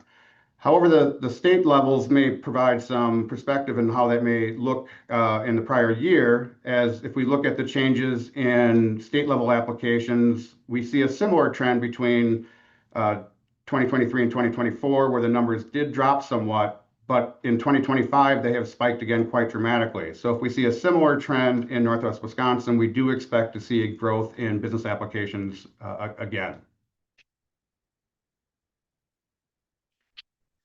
We can also consider how labor participation rates have changed in the state of Wisconsin. And again, the definition of labor participation rate is the share of the civilian population that is employed or unemployed and actively looking for a job. And as with the state of Minnesota, we know that the state of Wisconsin's unemployment rate has historically exceeded that of the United States and is one of the higher labor participation rates in the nation. That said, we do see that participation rates have come down since their peak in the late 1990s. And the current rate is actually below that of the rate back in 1976. And this has caused some consternation among many policymakers. So the question is, what is driving these changes? We can break this down by looking at how changes in unemployment rates have affected different age groups, and we can also look at how those age groups may have changed. So if we look at labor participation rates by different age groups, we can see that the participation rates among individuals 25 to 54 are much higher than those of many other age groups and have declined somewhat over the last several decades. We can also see upticks in the participation rate among individuals 20 to 24 more recently. We can see somewhat of an uptick of individuals ages 55 to 64 over the last couple of years. Similarly, we see upticks for individuals 16 to 19-year-old. And we also see participation rates for individuals 65 and over have declined somewhat and are at near historic lows. We can also consider how these age groups may have changed across the state of Wisconsin. And we do see significant growth in the 65 and over age group and the 55 to 64 age group. And similarly, we see declines in the age 20 to 24 group over recent decades, but it's ticked back up more recently. We can also see that the prime working age population, or ages 25 to 54, has declined somewhat since the late 2000s as well. So what does this mean? If we look at the impact of changes in different participation rates among age groups, as well as changes in the total population among these age groups, we can see that they have different impacts on the state's overall labor participation rate. If we go back to the period between 2000 and 2007, we can see that the change in participation rates among different age groups actually had a negative impact on the overall participation rate in the state of Wisconsin, as well as the change in population among those different age groups as well. That said, the participation rate due to different age groups had an outsized impact than the change in population. That said, if we jump forward to the period from 2014 to 2024, we can see that most of the overall decline in participation rates was due to our aging population. We can see that the change in rate from our changing population declined by 3.1%, whereas the change from participation rates by different age group actually increased the overall participation rate by 1.3%. Which means that the participation rate would have actually been a bit lower if not for the increases in participation rates, particularly among our young folks.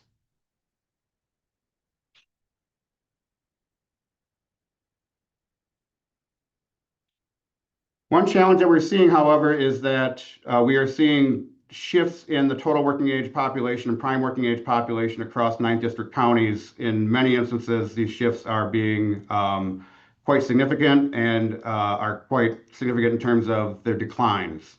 Here we're looking at percent change in total working age population, percent change in prime working age population. The darker the blue, the larger the decline. The orange counties are places where those populations have actually increased. And we do see significant decreases across most of Northwest Wisconsin, with a few exceptions in Eau Claire, St. Croix, Chippewa, Sawyer, and Vilas counties. More recently, we have seen some upticks from 2020 to 2024 in some of these working age populations in several Northwest Wisconsin counties. That said, we also see declines in many other Northwest Wisconsin counties from 2020 to 2024. In terms of prime working age population, we see a very similar trend as well, with a mixed bag of increases and decreases. Now, the challenge is that many of these increases that we've seen throughout Northwest Wisconsin have been driven by net domestic migration. And we've seen this domestic migration rate actually increase with the onset of the pandemic. Here we're looking at net migration rates by county in the 2018 to 2019 period. So before the onset of the pandemic, the darker the blue, the greater the loss, the darker the red, the greater the increase. And if we look at Northwest Wisconsin and jump forward to 2020 to 2021, we can actually see that net migration actually increased in many of these counties. And if we jump forward to 2023 to 2024, we can see that this rate has come down somewhat since this large increase after the onset of the pandemic. The question is, moving forward, what will these rates look like, and what will this impact mean for the size of the labor force in Northwest Wisconsin? And if we look at domestic net migration rates by different county types in terms of metro, non-metro, and what are known as non-metro recreational counties or counties that depend upon recreation as a large part of their economy, we can see that many of the migration trends that we saw with the onset of the pandemic have come down. We see it particularly coming down for non-metro counties in Northwest Wisconsin. And actually, migration rates have returned somewhat to what they were prior to the start of the pandemic. So whether or not communities can sustain this growth in terms of net migration is a trend that we're continuing to keep an eye on. With that, that's my contact information, and I thank you for your time this morning, and I'm going to turn it back to you, Ron. Thank you, Matt. Really interesting. Lots of great data. Great follow-up to Angelina's. And last, we have Deb Brunel, and I just want to give a special welcome to Deb. This is her first time with this conference, so welcome, Deb. Deb is the CEO of Upper Peninsula Michigan Works, which is the main workforce development agency in the UP. Welcome, Deb.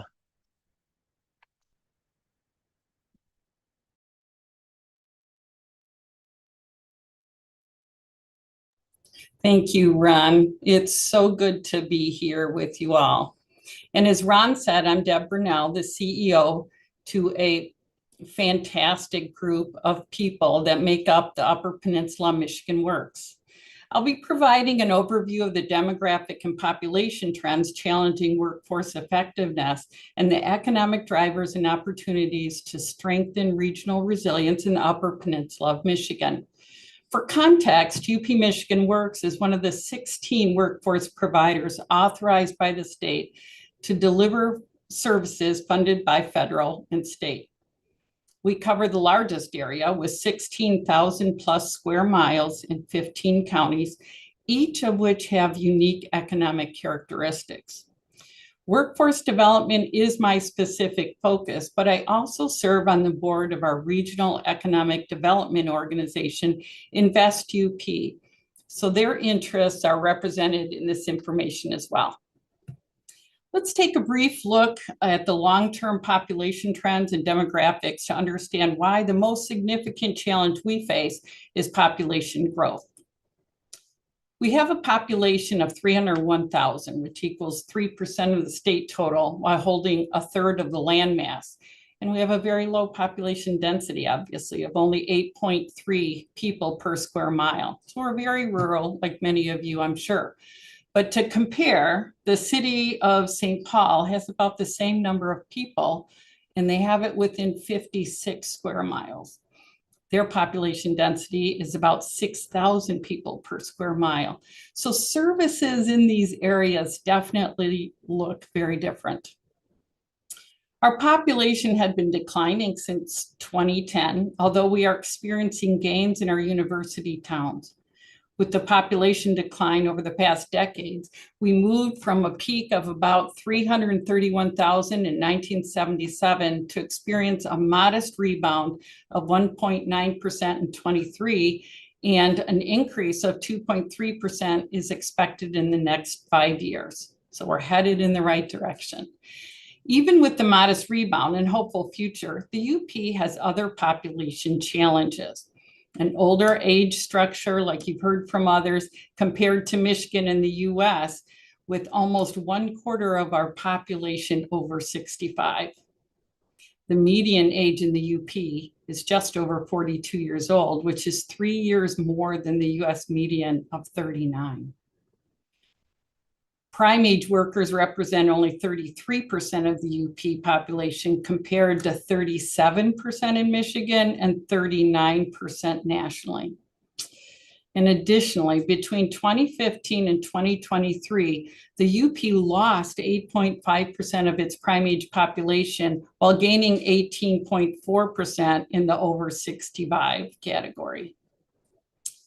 These trends and age shifts deepen workforce shortages and increased demand for healthcare and elder services. Understanding the structural challenges, especially the out-migration of prime age workers and limited in-migration, is significant for workforce planning as economic growth depends on retaining and attracting talent. And as I said, the older age structure, the declining prime age workforce, along with the impacts they have on the workforce and healthcare in our region, require us to be more strategic about the solutions for our future. Strategies must address demographic realities by focusing on student and graduate and youth retention, housing affordability, and job creation in high value sectors. This is why we are grateful to institutions like the Fed Reserve Bank for the attention it has focused on rural prosperity, such as the book published by the Fed Reserve Bank of St. Louis titled Investing in Rural Prosperity.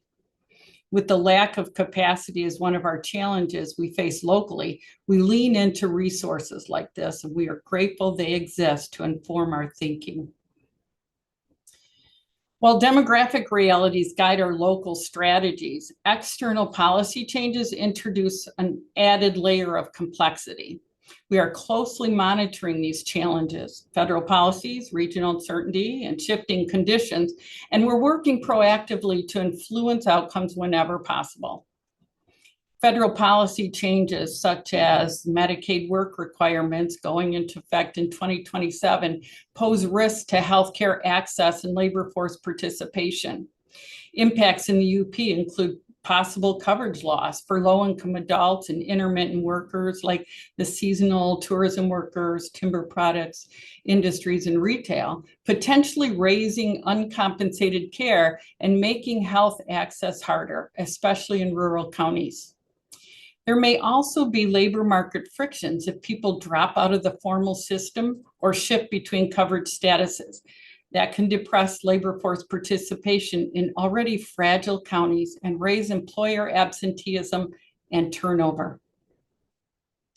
Secondly, the WIOA funding adjustments prioritize training payments, which are important, but they underfund wraparound services, creating barriers for rural workers. Without funded wraparound, completion rates and placement into prime age employment can suffer, even when tuition is covered, because the UP has long commutes, limited transit, and high seasonal volatility in work. Mining transitions, including the potential closure of Eagle Mine in 27-28, could displace 400 high-wage workers, causing a high risk of out-migration if replacement jobs aren't ready. And uncertainty with the new Copperwood mine due to funding denial because of environmental resistance creates uncertainty around the timing for replacement funding. And fourth, housing shortages and rising energy costs further strain retention efforts. UP housing prices rose faster than in the lower peninsula. We have an older stock and vacancy mismatches that increase repair needs and limit attraction retention of prime age workers. These factors collectively impact workforce stability and economic resilience, requiring proactive multi-stakeholder response. While external policy changes and regional uncertainties create challenges, they also highlight the importance of leveraging our unique strengths and economic drivers to build resilience.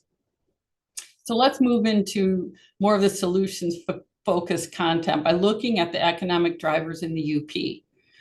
Some of our anchor industries include a strong manufacturing industry with several medical and defense companies. We have the mining, healthcare, aerospace, 2 companies that are taking us into outer space, hospitality and tourism, timber products, and education. Our post-secondary educational institutions are strong economic contributors, and we are very fortunate to have 3 universities and 4 community colleges. Our natural resources are an economic driver with the forestry services and beautiful national parks. Our outdoor recreation industry, including the growing trend of connected trails and expanding services for year-round activities. In minerals, of course, for nickel, copper, iron, and other rare earth minerals, make the UP a gold mine, no pun intended. We'll take a deeper dive into tourism and economic programs in the following slides. We can't talk about the UP economy without discussing the impact tourism makes. tourism is a significant economic driver for the UP, contributing 1.6 billion annually, or 5.5% of Michigan's total visitor spending. Pictured Rocks National Lakeshore attracted almost 911,000 visitors in 2024, generating 45.8 million for the local economy. Visits to Isle Royale National Park hover right around the 2024 number of 28,800. There are many more attractions that I could talk about. Seasonal tourism creates employment opportunities, but also challenges in workforce continuity and housing. Strategies should leverage tourism's strengths while mitigating its volatility through off-season training and infrastructure investment. Tourism is vital, but it's just part of the picture. To secure long-term stability, we need strategies that strengthen workforce and economic resilience across all major sectors. Economic development and workforce development are inseparable. One cannot thrive without the other. Our partners at Invest UP are excited to share some of the 2026 economic development strategies, which can only be teased at the moment, but that we hope will build on some of the creative program that they already have developed, like Build UP, the Michigan Outdoor Innovation Fund, and the Rural Fellowship Leadership Program that are focused on providing solutions to the challenges we have presented. And they're going to be online before Q2 in 2026. Those programs are a for-profit seed fund that would be a complement to our economic development seed fund, further signaling to innovators and entrepreneurs that the Upper Peninsula is leading rural communities with early stage funding. Second, a first of its kind philanthropic foundation that will be seeded with a significant private sector investment that will be focused on economic and community development opportunities and hopefully inspire charitable strategic investment from across the region.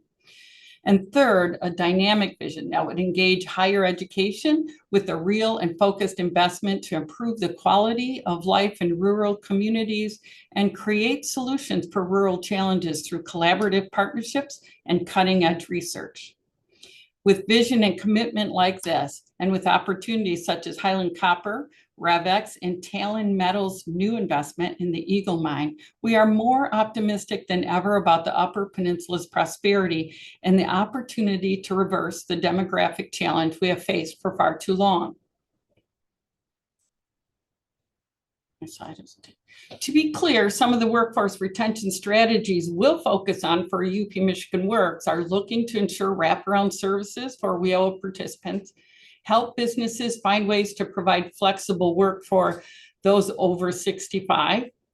We need to ensure smooth transitions for employees when their company is downsizing or closing. We need to also develop a comprehensive Medicaid triage system for the upcoming work requirements. And we must focus on youth getting exposure to the businesses in their communities. As the state's workforce development provider in the UP, we have welcomed over 23,000 visitors to our American Job Centers in 2025, the highest number since before the pandemic.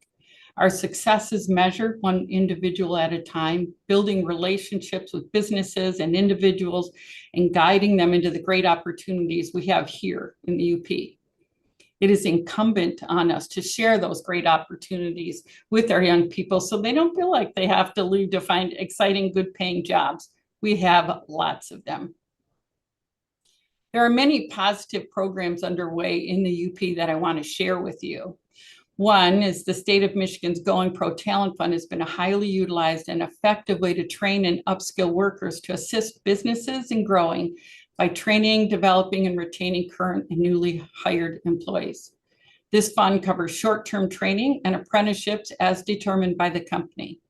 Since the program's inception in 2014, 430 UP businesses have been awarded over $14 million to train about 2,800 workers. That is impactful for those businesses and allows them to focus on growing. Our partnership with the UP Construction Council and other labor organizations to attract young people into skilled trades has been very successful and creative creating easy on-ramps into registered apprenticeships through summer trades camps and Construction Connect.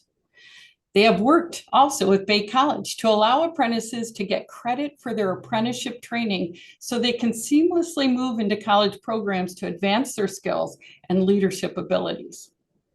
And our work on developing non-traditional apprenticeships is building the talent pipelines that our businesses really need. Implementation of our strategies require a consortium approach involving UP Michigan Works, Invest UP, and many other sub-regional economic development partners. Healthcare providers, educational institutions, county agencies, and acre employers are so important. As I've shared, the Upper Peninsula faces real challenges, but also incredible opportunities. Our natural beauty, strong communities, and innovative spirit give us a foundation that many regions envy. This work we do isn't just about numbers or policies, it's about people. It's about creating pathways for our neighbors, opportunities for young graduates, and security for our older residents. With collaboration, creativity, and determination, we will ensure the Upper Peninsula thrives for generations to come. Thanks for having me. Wonderful. Thank you, Deb. And thank you to all three panelists. Really a great job of kind of outlining a lot of the challenges, a lot of the trends. I do want to note for those in attendance from our our Western 9th District states, we do have a second panel that's going to feature lots of information from your states. We're going to do a little Q&A now. And one of the things that I'm really curious about has to do with job openings. It was referenced a couple of times during our presentations. And I'm curious, so I think we're familiar with the fact that there were help wanted signs everywhere, 2022, 2023. Those job openings have declined. And I'm wondering, Deb, I'm going to go to you first, either from a data standpoint that you might be familiar with, or even anecdotally. Where have we seen those job openings get most soften the most? And where do you still see lots of demand? Well, I think the demand certainly continues in healthcare occupations, and we are very focused on that. But it seems that there isn't a lot of movement right now. It feels like we're pretty stable, which is good, although there still, of course, are open jobs. But, there's just not a lot of movement right now. Okay, Matt? Certainly healthcare as well. You still see a large number of job openings, as well as in many of the hospitality industries, particularly those in northern and northwest Wisconsin. In terms of other industries where we've seen a bit of a slowdown, you certainly don't see as many in some of the professional technical industries, as well as perhaps in construction. Angelina, anything else to offer on that? Minnesota sees the same trends that Wisconsin and Michigan are seeing. Okay, great. Then I'll lead off with you on this next one, and it's a little bit less data oriented because I don't know that we have great data on this, but I'm kind of curious as you have those job openings soften.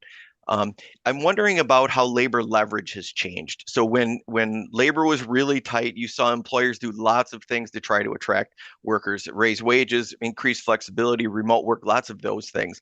As labor markets have softened, have you been seeing any clawbacks from employers in general, either from an anecdotal standpoint or if there's anything in the data that you've seen that might suggest some of that leverage has shifted?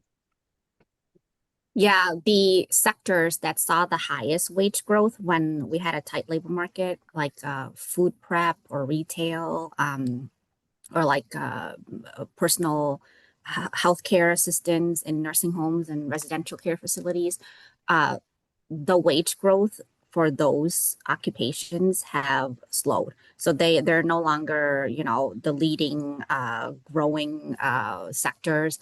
They've slowed back to their kind of normal range. And so leverage for workers on the more like lower paying jobs have dissipated. We are also seeing more, return to office mandates in the private sector and the government sector. And that I don't think that will change in the near future. Okay, thank you, Angelina. Deb, what about in the UP? Well, I would say it's very similar to what Angelina is saying, but we're not really seeing a lot of clawbacks in the UP. I think the lower part of the state certainly is, but we are, I think, just seeing that businesses want to hang on to who they have and people aren't wanting to leave. So it feels like there's no real advantage on either side. But, I can say personally from our perspective, moving to a 32-hour work week like 4 years ago, there's no intention to claw back any of those kinds of benefits because they worked so well for us. Sure. Matt, anything else to offer on this question? I'd just like to echo some of the comments on working from home and remote work. You're definitely seeing many more return to office mandates or many more hybrid working arrangements, which I think decreases the opportunities for individuals to perhaps maybe migrate to some of the counties or places that have high natural amenities and work from home. It's still an opportunity for many communities to take advantage of some of those trends, but it's certainly not where it was, say, 4 or 5 years ago. So if I can follow up on that point, Matt, I'm curious about the remote work and the return to office. Are we going back to a workplace of 2019, or is this transition of remote work kind of in a 2 steps forward, 1 step back? How do you think about that as a labor economist? How do you think about what happened during the pandemic and our remote work status, and now that we're kind of drifting back to maybe something that was a little more familiar pre-pandemic? I don't think we're going back to 2019 per se. I still think that there's a number of employers and employees that realize that remote work does provide a lot of opportunities and advantages for workers as well as employers because they could cut back, say, on cost for office space. That said, I do think you're seeing a number of shifts in terms of how employers are working with new employees, especially young employees, to help integrate them into their corporate culture a little bit more. So in terms of return to office or other opportunities to integrate new workers and young workers into businesses, maybe that's going back a bit to 2019. Okay. Deb or Angelina, anything to add on that particular question, that follow-up? I agree with Matt that I don't see things going back to 2019 full in office work culture. And 2 reasons. A lot of employers have reduced their office space due to the pandemic. So to require their full workforce to come back 5 days a week would just practically not be doable unless they plan to increase their rent expenditures. And then specifically for Minnesota, like childcare availability and affordability is a huge challenge and would play a big role. It would be a barrier to, it would be a risk of losing some workers if we go back to the 2019 full in office style. Deb, anything particular of note regarding remote work in the UP? No, I certainly agree with what the other 2 have said. I do see a willingness on the side of the business to work with the younger people, to appeal to them. And the way they do that is kind of easing them into, the work-life balance. So there's an interest there. So let me change gears here a little bit. In the fireside chat with Xcel CEO Bob Frenzel, there was a lot of talk about AI and data centers. I'm curious about the AI impact on labor. Now, I'm kind of curious, both from in an anecdotal or maybe qualitative sense, because we don't have great measures on this. So I'm curious what interpretations you take on the AI impact on labor. But I'm also curious a little bit about what's being done in the data space to get a better idea of the impact of AI on labor markets. And Deb, I'm going to start with you. Yeah, I guess I'm not aware of what is being done in the data space for that. I read a report put out there by Lightcast Beyond the Buzz, and it learned that jobs that have AI skills advertised are earning 28% higher than other jobs. And that really, of course, caught my attention. So I think maybe that's just something we really need to begin thinking about in the UP. We've done very well in adopting Industry 4.0, but I haven't seen a lot of adoption, at least that I'm aware of here. Okay. Angelina, anything on this particular topic? Yeah, our office released a study on the impact of AI on the labor force back in 2024. And I did share a little bit about that last year, and the finding still holds. AI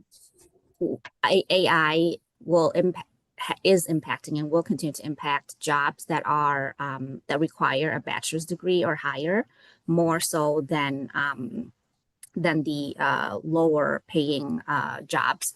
And we have not seen so far, we know that people use AI in their jobs. We have not seen AI like tangibly eliminate jobs in a noticeable way or create new jobs in a noticeable way. So the change is more nuanced, maybe like how people work, and it's not as drastic as losing jobs or gaining jobs. Okay, Matt. Final word on this particular. In Wisconsin, anecdotally, we're hearing that particularly a lot of small to mid-sized firms have yet to really adopt AI widely, simply because they're not entirely sure what to do with it yet or how it might impact their productivity levels. In terms of impact on the labor market, we hear a lot of stories about how AI may be impacting new college graduates that are trying to find a job in the labor market, maybe being replaced, entry-level jobs being replaced by AI. We don't see quantitatively a lot of data or evidence to support that yet. That said, there are a couple studies that have been recently published that may suggest that we're starting to see a little bit of that impact on new entrants to the labor market for new college graduates. Okay, Matt, I'm going to come back to you, but I'm going to springboard off something that Angelina said, and that's that the whole bachelor's degrees in AI. I'm hearing when I'm out with businesses, I'm hearing more and more about the need for not necessarily fewer four-year degrees, but like the whole college experience is coming into some question, given the fact that if you get AI skills maybe outside of college, you can find some very good employment. College debt is rising, kind of some of those pressures. And what I'm hearing is that the four-year college is overrated, for lack of a better phrase. And I guess I'm curious how you think about that education dynamic with this thing, AI, and many other changes in the economy. How do you address that education question? I mean, there is certainly still a wage premium for individuals with a college degree compared to those with lower educational levels. So the value of a college degree still remains quite high. Certainly the impact of AI, we don't entirely know what that will be yet. It's something we should keep an eye on. May reduce that premium, but nonetheless, the value of a college degree will, in my opinion, continue to remain quite high for many young folks. We've also seen recent work coming out of Brookings that looked at the cost of college being somewhat flat in terms of adjusting for inflation coming out of the Great Recession using IPEDS data. Certainly that's an average. It's not for each individual institution or system, but nonetheless, the costs are still way above where they were several decades ago, but nonetheless have remained quite consistent over the last couple of years on average. Sure. Thanks, Matt. And I should have prefaced, it looks like this is going to be our last question for time. So I'm going to go to you, Deb, and then I'm going to give you the last word, Angelina. Deb? Well, I agree with everything Matt said.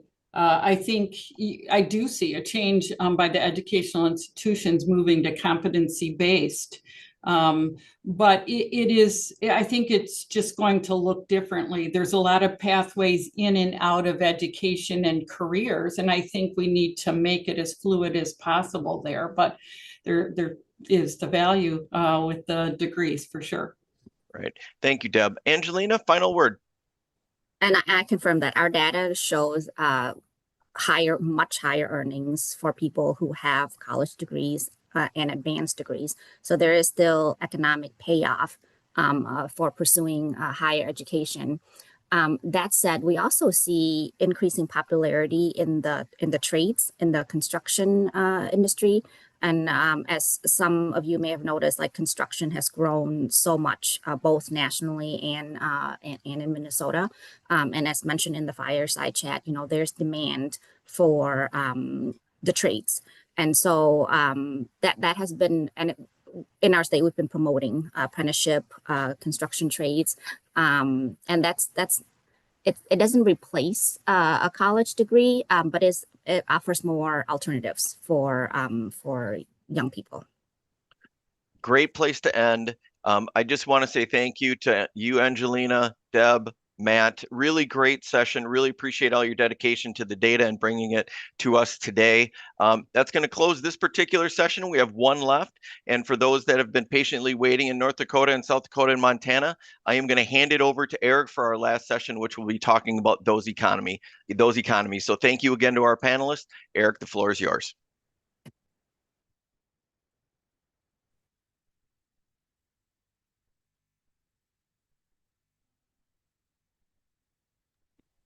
Eric, you need to turn on.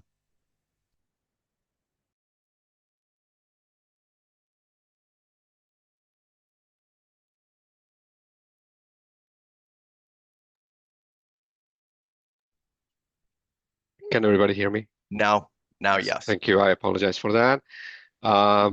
This cannot go without a glitch ever. Sorry about that. Thanks, Ron. Excellent presentations and conversation.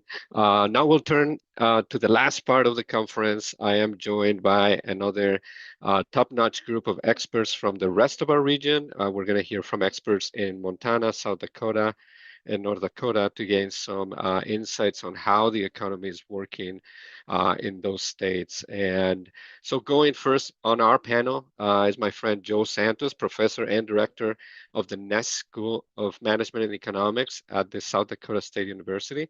Joe, please get us started. How is the economy showing up in South Dakota? Thank you, Eric. I'm going to share my screen and we will dive right in. Can you hear me okay? We can. Okay. All right. So let me begin with a level set, just to give everyone a sense of what the South Dakota economy looks like from, say, 25 or 30,000 feet, if you will. So this is a composition of industry output, and what you notice here is a big green wedge for fire. We also obviously are an agricultural state. There's construction, there's wholesale retail trade, and there's education and health services. This is in 2023. You'll notice if I advance the slide, sort of animated a little bit, we'll go to 24. And there's a slight change. I'll do that one more time. And this is a part of the story I'm going to tell you, is that there was a bit of a contraction in agriculture, and that's what's really changing the shape of this diagram. The blue wedge shrinks a little bit. Fire expands just a little bit as well, and I'll talk a bit about that too. But nevertheless, from one year to the next, these features of the state economy are pretty persistent. Fire is big. Again, construction, agriculture, wholesale retail trade, and education and health. I think about this picture and I think about the economic activity that underlies it, and I think of characterizing that economic activity in two basic ways. And everybody remembers this from their macroeconomics class. There's a price level in that state, and there's a level of output in that state. So I'm going to now look at those two features of the state's economy. First, the purchasing power feature, that is inflation in the region versus in the rest of the nation. So let's take a look at that. And this is sort of interesting because as a macroeconomist, I have to confess, I think of inflation as something that's sort of unconditional of region in the country, but of course that's not the way it actually plays out often. And so here we see the inflation rate was actually higher than it was for the nation during the peak period of inflation. There's a bit of volatility on the right side of this picture, but if you look toward the very right side, you'll notice, again, these price pressures seem to be a bit more elevated in the region than in the nation overall. We've got a little more data there for the US, and that's why the red line extends a bit farther to the right than the blue line does. So that's the sort of the price axis, if you will. And then we could look at the output axis, right? And there we're thinking of GDP in real terms, essentially. So let's take a look at that. So here and throughout the deck, blue is going to be South Dakota and red is going to be the nation. And so you'll see there, if your eye goes over to the right, you'll notice some red bars, and then you'll notice a lot less going on with the blue. Well, that's the state's economy, year over year growth. I'm going to get rid of the red bars, and you'll see just how sort of understated this growth has been in the economy if measured year over year more recently. You can also measure this quarter over quarter, and that's what I'm going to do next. And it's, again, the case that the state and the nation don't always mirror one another. Again, I'm going to ask everyone to go to the far right of the picture. And again, I'm going to get rid of the US and focus on those two bars. One is about -3% quarter over quarter, annualized, of course. The other is about 5.1%, again, quarter over quarter, annualized. And this is a real teachable moment in terms of getting a sense of how the state sort of goes and what industries drive economic activity in the state. I'm going to decompose each of those. So first, we're going to take that -3, second to last data point, and then we're going to take that +5, last data point. So here it is. So that orange there is that -3%, right? So in the first quarter of 2025, the economy contracted on an annual basis by 3%. And then what I have is this is a selection. There are more contributors than just the ones I show here, but one of the largest contributors was agriculture, right? So there's a kind of as goes agriculture, so goes the state kind of pattern playing out in this picture. And it's symmetrical. That is to say, here I'm explaining a loss of 3%. If instead I go to the most recent quarter I showed you a moment ago, remember that's a +5%.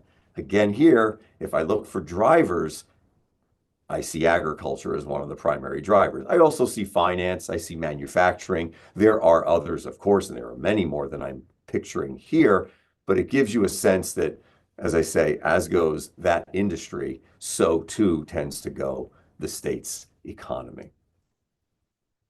And you can see this in proprietor income as well. Very recently, you see some lift here. These are levels. This is dollar amounts, but you can see some lift. And again, that's that quarter over quarter strong growth most recently. All right. So we've got price level, we have output, and then we have jobs, right? And I think the labor part of the story is really interesting in the case of South Dakota. So I want to go a little deep here. So first off, this is what we all know to be true, right? The unemployment rate is very low in the state. It is persistently below the unemployment rate in the nation. In some sense, old news, I know. I want to think about this unemployment rate a little bit more, though. So, of course, it's a body count in the numerator of unemployed people, and it's a body count in the denominator of the labor force, employed and unemployed people, right? But I also want to think about what a sort of month in the life of an economy, and in particular the state, looks like in terms of what we call market transitions. So if everybody goes to the far right, you'll see a rectangle that says unemployed. And the idea is every month, some percentage of those folks find a job. So now you're sort of moving down to the left. And then you have employed people, and every month, some percentage of those folks are, as we say, separated from a job. They quit, they were fired, whatever. But this is sort of churn in the labor market. And I think this will offer a really interesting way to think about how tight the South Dakota labor market actually is. So these transitions you can think of as finding and separating. And so in any given month, there's a finding percent times the unemployed. And again, that's a body count of people who found jobs. And in any given month, there's a separation rate times the employed. Again, that's a body count of people who lost jobs, right? And you can graph this. So here, normally we sort of keep COVID out because it's such an outlier, but it's actually very instructive in this case. It sort of satisfies our intuition. If the separation rate is what I just said it is, you would expect this to spike during COVID. Lots of job separation. Then the other thing I would ask you to take note of is when things sort of normalize, separation rate gets back to about 3%. So again, how do you use that in a sentence? In any given month in the country, about 3% of the individuals who are employed lose those jobs, right? Or separated from those jobs. You could also do a finding rate, right? So much more cyclical. And again, here, look at COVID for the intuition. It gets really difficult to find a job when we're in lockdown. And so the finding rate falls. And then more recently, a finding rate of what? About 70%. So again, the intuition in any given month or that given month in the United States, about 70% of the individuals who were unemployed found work. And I'll talk about that a little more intuitively in just a moment. And you could do this now for South Dakota as well. And here I'm going to focus on the finding rate. It's the one that is much different from the national average. And you'll see what a tight labor market really looks like. So again, the blue line is South Dakota. The orange line is what I just showed you for the nation. And now let's think about what this really means. So everybody look at the peak that I'm sure you're looking at anyway. Sort of breaks 250, right, for South Dakota.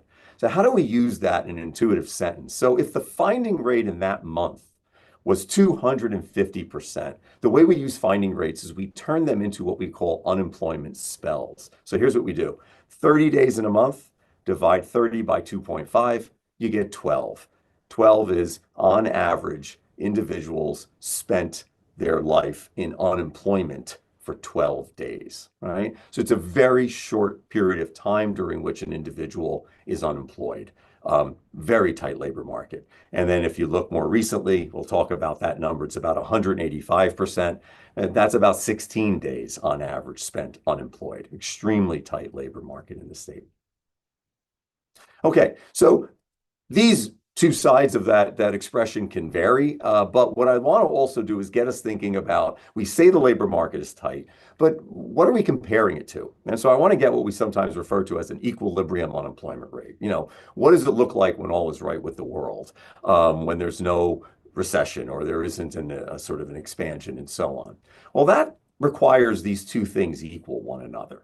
And it turns out that if we impose this condition on the labor market, we could actually tease out what we think of as a full employment rate, and then we could compare the state's unemployment rate to that, and you'll see how tight the labor market really is. So let me do this. So we have two equations. We're going to solve them together, and we're going to get an expression that's very popular in labor economics, and that is the steady state unemployment rate, the natural rate, is really a function of these finding and saving rates.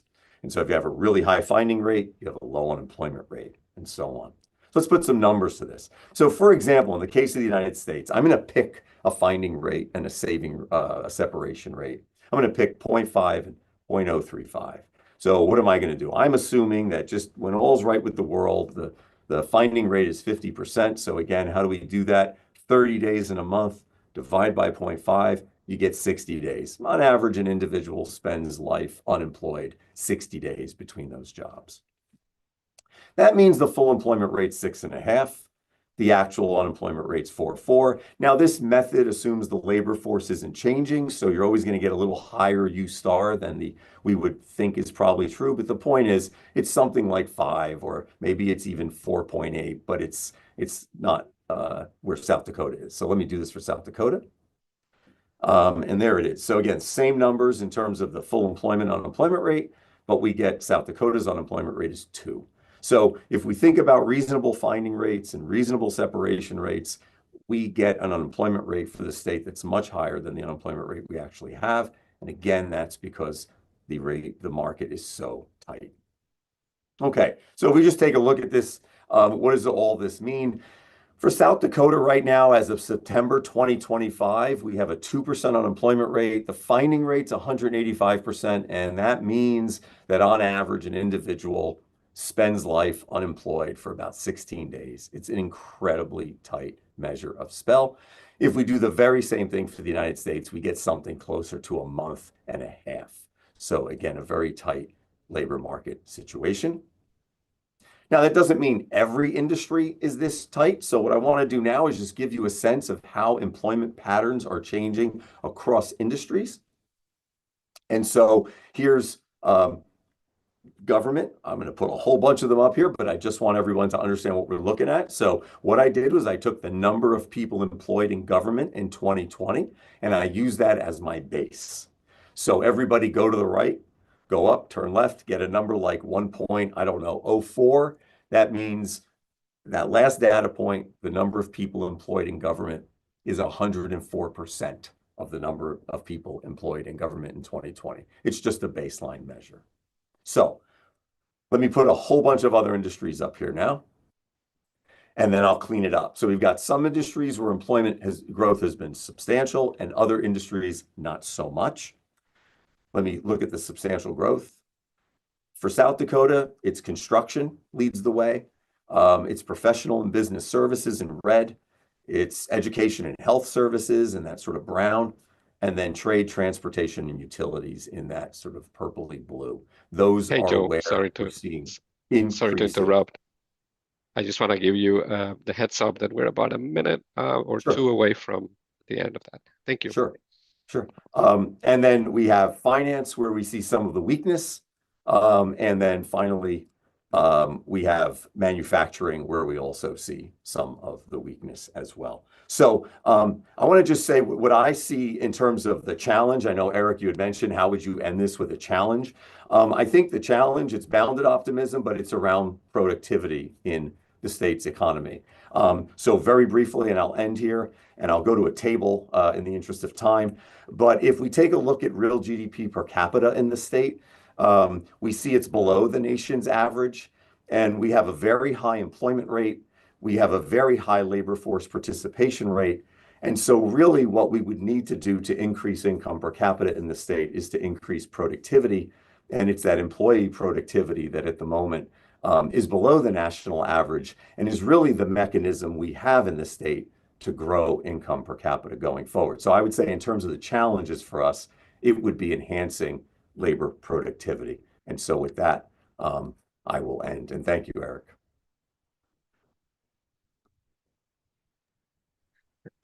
Thank you, Joe. We appreciate all that information. And yeah, just so everybody knows, the full slide deck will be available to you after the end of after the end of the conference. I'm sorry.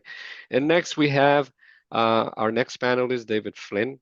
David, he's a professor of economics and finance at the University of North Dakota, and he's going to walk us through what's going on in North Dakota. Take it away.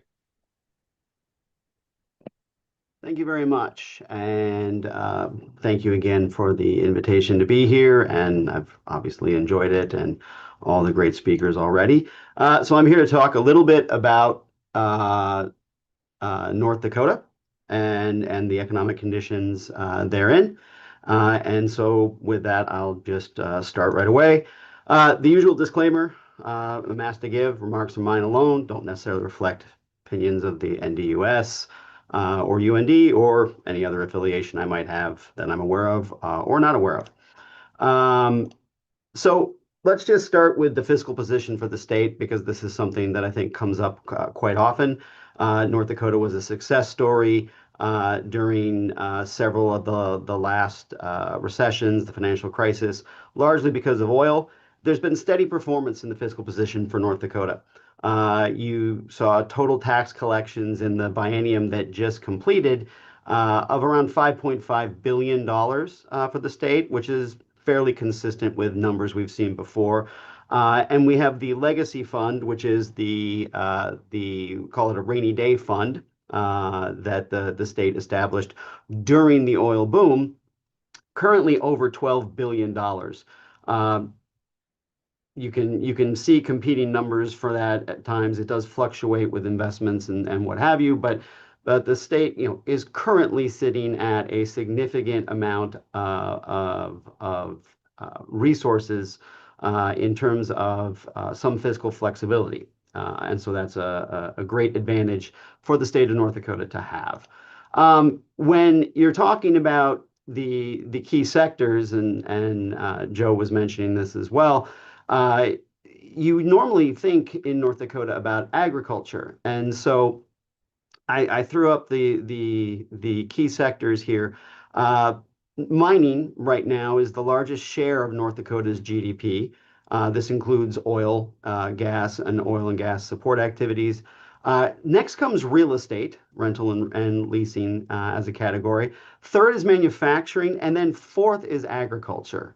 And this is a real change that's happened over the last 15, 20 years. The contributions of agriculture into GDP for the state have been declining, and so that's going down. Now, these four sectors account for roughly 45% of the state's GDP. So they're important sectors, even if they're declining in some cases. Now, the average annual growth, and I looked at this number over the last 2.5 years, and so I give you the growth rate, the annual growth rate over the last 2.5 years, as well as the ranking that it would be of the major sectors from the Bureau of Economic Analysis. Mining's actually been declining 2.55%, giving it the 18th largest growth rate by sector. Real estate was growing by 7.78%, giving it the 5th highest growth rate. 7.75 for manufacturing, put it at 6. And agriculture has had a negative growth rate in terms of GDP growth, minus 7.78%, the worst of the 19 sectors that was in there. Ag is having a tougher time in terms of generating that growth. It's not any one thing necessarily, but it's a lot of things, and there needs to be, I think, some policy attention paid to this aspect. And so that's something that I think is out there and needs to be addressed and considered. As far as the energy economy, it was great having an energy speaker. Oil obviously continues to perform in North Dakota quite well. It's not the volatile nature that it was prior to the first boom bust iteration that was 2014, 2015. There's also been some realignment in the state energy portfolio of late based on executive orders and other federal dictates. The entire country is trying to adjust to changes in administration policy. North Dakota is no different, and that leads to some changes in some changing sectors. It's still a keystone sector. It's one of the highest impact sectors for the state of North Dakota. Agriculture still is a high impact sector. The supply chains for those industries are significantly present in the state, which makes them a very important part of that growth and growth generation, because we don't have to go out of state so quickly to get whatever we might need as part of that supply chain. Just to sort of demonstrate this, when you look at the performance since 2000, this is oil production in North Dakota, millions of barrels a month. You can see, an incredible run up, a rapid rise, and then a flattening out. And in particular, if you look at the post-COVID situation, it's been very flat, fairly consistent, not even that much volatility on a month-to-month basis. And so that's been an important consideration here as well. That does give a reasonably stable foundation for the state economic performance overall, though, as well, with this being a big employer as well as a generator of tax revenues. The labor market is obviously in a state of flux, as you've heard from the earlier speakers. In migration, bringing people in, North Dakota was doing incredibly well. I believe they had the highest percentage increase in migration rate during the 2010 to 2020 period, according to census. Well, when you're having an oil boom, that's absolutely something that you can expect. In particular, it was a huge influx of males between the ages of 20 and 28. And so that was a big impetus for the state economy. We're not seeing that happen at that rate anymore. And with oil flat, you're not seeing as much immigration. It's not necessarily that kind of draw. Reallocations of individuals, though, are still occurring within the state. We're still seeing a lot of movement around within the state.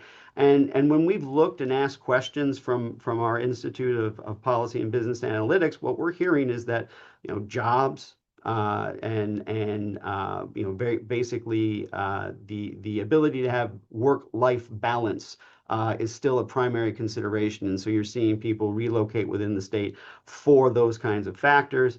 Results right now, the labor market is tight, but it is the case that it's not the problem it was before, but it's variable. The locations, the sectors, some are seeing easier time hiring than they did in the recent past. Some are seeing more difficulty. I'm really not seeing a general pattern in the discussions and the roundtables that I'm talking to. Interestingly, the real estate sector is getting more job apps for positions that they're putting out there. Well, it's a growth sector, and so not a surprise. And when you look at the compensations that are coming from that sector, they've been able to improve because their performance has been growing. Non-farm payrolls, when we forecast that out, we're seeing for North Dakota, we're seeing it's going to increase, but at a decreasing rate. And when we talk to people, the remote work on site is still a question that's being hashed out. There's a lot of back and forth about what needs to be done here, what doesn't, team building, all those kinds of considerations are out there. And then childcare, we heard this already, childcare availability, childcare affordability. These are persistently the top two concerns and questions that I hear from people in the state, as far as both from the worker side, but from the employer side as well. How do I manage this, and how do I navigate this? And realistically, here's the projection that we put forward recently, and we're seeing that declining rate. And here's my concern with this. North Dakota currently has, I think from the latest data, we have something like a 70% labor force participation rate. It might be 69.8 or something like that.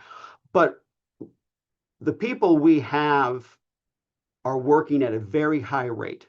And that worries me from the perspective of you could very easily turn into a very tight labor market if participation drops, or if you start to see the demand increase, then you will rapidly come into a tight labor market, because we don't have extra people just laying around without work. We have something like a 2.6% unemployment rate for the state right now. So the labor resources are tight, but sectorally, it's a little bit different story. There are some idiosyncrasies there. Tariffs have been a very hot topic here, in particular tariffs in the ag sector. The price level concerns by consumers in North Dakota are very consistent with the national trend in terms of you're finding both prices rising just generically, but also the loss of sort of relative pricing standards. Certain products are going up by more than others. People are having a harder time balancing out the budget constraint that they're facing, and trying to make determinations of which products am I able to afford, which products do I have to substitute away from, and that goes for retail types of things, but also motor vehicles, what have you. The sticker shock has been real. We're very close to the Canadian border where I am in Grand Forks. I go into grocery stores, and the Canadian shoppers are becoming more picky, more finicky, very different, because with the tariffs that are in place right now, the incredible price advantage we had here, that wedge that Canadian taxation put that made the trip worthwhile, has been reduced. And so now we're seeing that kind of sticker shock, but it's affecting local people as well. The volatility is a big issue too. The production sectors in North Dakota are having radically different experiences with market access, with the ability to sell their goods. It's been very difficult to navigate with the on-again, off-again aspect of tariffs, the up rates, the lower rates. It's been a very difficult market for them to navigate. Soybeans in North Dakota have had difficulty. Questions about oil in North Dakota have been there.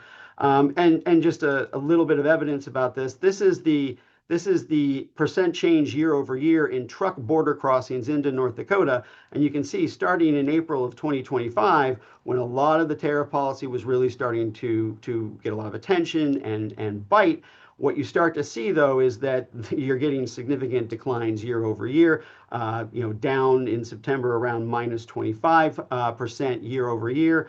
And it's recovering. But of course, we had that data blip that was mentioned earlier, so we don't really know. And of course, there's a lag with this as well. Concerns. federal policy right now, fiscal policy in particular, and its implications for the local area are the primary concerns. I think I hear a lot of concerns about what does the government shutdown, what does the government budget deficit, what do these things mean here? I went to Indiana University for my PhD, go Hoosiers tonight, and then I learned macro from a guy named Eric Leeper, who had a big sign in his office that said inflation is always and everywhere a fiscal phenomenon. All right, which okay, everybody who ever heard of Milton Friedman is now yelling at me, but the fiscal implications for these local areas is a really important thing that I think is getting more and more attention from the public. Whether we're giving it the attention that it deserves, maybe up in the air. I think we are, but the public is paying attention to this right now. And so the other thing is this: North Dakota has been impacted by federal policy in a way not typical of recent administrations. Whether it's red state, blue state types of concerns on the political front, fiscal policy, the executive orders have had implications for business operations in North Dakota in a way that prior administrations, including the first Trump administration, didn't necessarily see or manifest here. And so people are having a lot of adjustments that they're just not used to in North Dakota, as we're seeing more integration here with the national economy. Those are my remarks. Thank you very much for listening, and any questions can be sent to me there at my contact information, and they'll have my slides. So thank you very much. Thank you, David. Excellent information. So many questions, but we're going to save those for the end. Finally, we have our last but definitely not least panel presenter. We have Jeffrey Michaels. Welcome, Jeffrey. Thanks for joining us for this conference. He is the director of the Bureau of Business and Economic Research at the University of Montana. And please get us started. Great. Thank you for inviting me. It's great to be here. So let's just jump right in and talk a little bit about the Montana economy. My first slide, I'm going to repeat a few of the themes that I was talking about for the 2024 economy as we enter 2025 and see where they are today. A lot of these themes are continuing. One of the big issues in the Montana economy in 2024, the National Association of Realtors gave Montana the award of being the least affordable state in the United States. So housing affordability is right at the top of our economic issues and a very high profile ranking there. 2025, we continue to be challenged by housing affordability. We've made a little incremental progress on that I'll talk about later. Not unrelated to housing affordability, certainly one of the factors here is that population growth has declined. So in 2024, we saw population growth in Montana drop to 0.5%. It's actually the lowest population growth rate in 22 years in the state of Montana, and one of the first times that it dropped below the US average. We're kind of still waiting on census due to government shutdown delays for an official measure, but BA and other indicators are suggesting we've got another incremental drop in population growth here in 2025. So that trend continues. Job growth's been pretty strong in Montana up until about the middle of 2024. For the past 12 to 18 months, it's been kind of on a flat line in the aggregate. Some sectors are up, some sectors are down, but it's been pretty flat and stalled. With respect to our sectors, technology and professional and technology sectors are continuing to drive earnings growth in the state. Montana is nowhere near being a tech center or a state. It's, like it's a rural area. It's been a relatively small sector, but it's been rapidly growing in the state, and it's really becoming an economic driver. And then a lot of our natural resource sectors, mining, crop farming, wood products, were bad in 2024, shedding jobs, shedding income. 2025 was mostly continued some of these negative trends. Starting to see some higher prices in some sectors and some more optimism there. So what's new in 2025? Well, we have it every other legislative year, and our legislature was very active this year with respect to tax policy and economic policy, doing some sort of innovative things that people in other states might be interested in. One is that in response to property tax discontent and issues related to this housing market, the legislature passed major property tax reform. It's gotten some national headlines called a second home tax. It would be an increase on property taxes on second homes, but there's actually quite a bit more to it than that.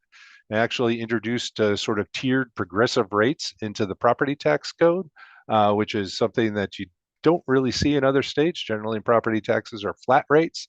At the same time, we passed a big income tax cut, which is moving us and not taking us another step in the direction of a flat tax. So on income taxes, we're moving towards a less progressive flat tax, but on property taxes, we did this interesting innovation of putting in tiered rates. So definitely an interesting contrast. And then something that's sort of interesting also is Montana sort of on the leading edge of these right to try laws. And you can do things now in Montana with respect to experimental medicines that you cannot do anywhere else in the United States. In terms of business interest and investment interest, it's led to some bioscience companies and companies in experimental medicine space coming and looking at establishing clinics in Montana, and even looking at renting out full apartment complexes for their experimental patients to stay in. So interesting niche area, but interesting. Another big story in 2025 is the reductions in force in the federal government, big sector here in Montana. We're seeing optimism in our resource sectors and mining and energy sectors. Projects are starting to move, increase and accelerate in the planning stage. Some permitting barriers are going along. These kinds of sectors tend to have large lead times, even in good regulatory environments, from planning to really creating jobs and implementation. So we haven't seen big increases in the employment sectors yet, but there's certainly a lot of optimism, a lot more projects out there. Tariffs and data centers have got people talking. Just a few things about tariffs. I've been talking about tariffs all over the state this past year, and why tariffs can be challenging for Montana. And you might not think it because we don't have big ports, but in the long run, in terms of this tariff policy and its objective to boost American manufacturing, Montana doesn't have a lot to gain from that. But we have a huge concentration and importance of construction in our state. We have a housing shortage. We have a huge concentration of workers in the construction sector.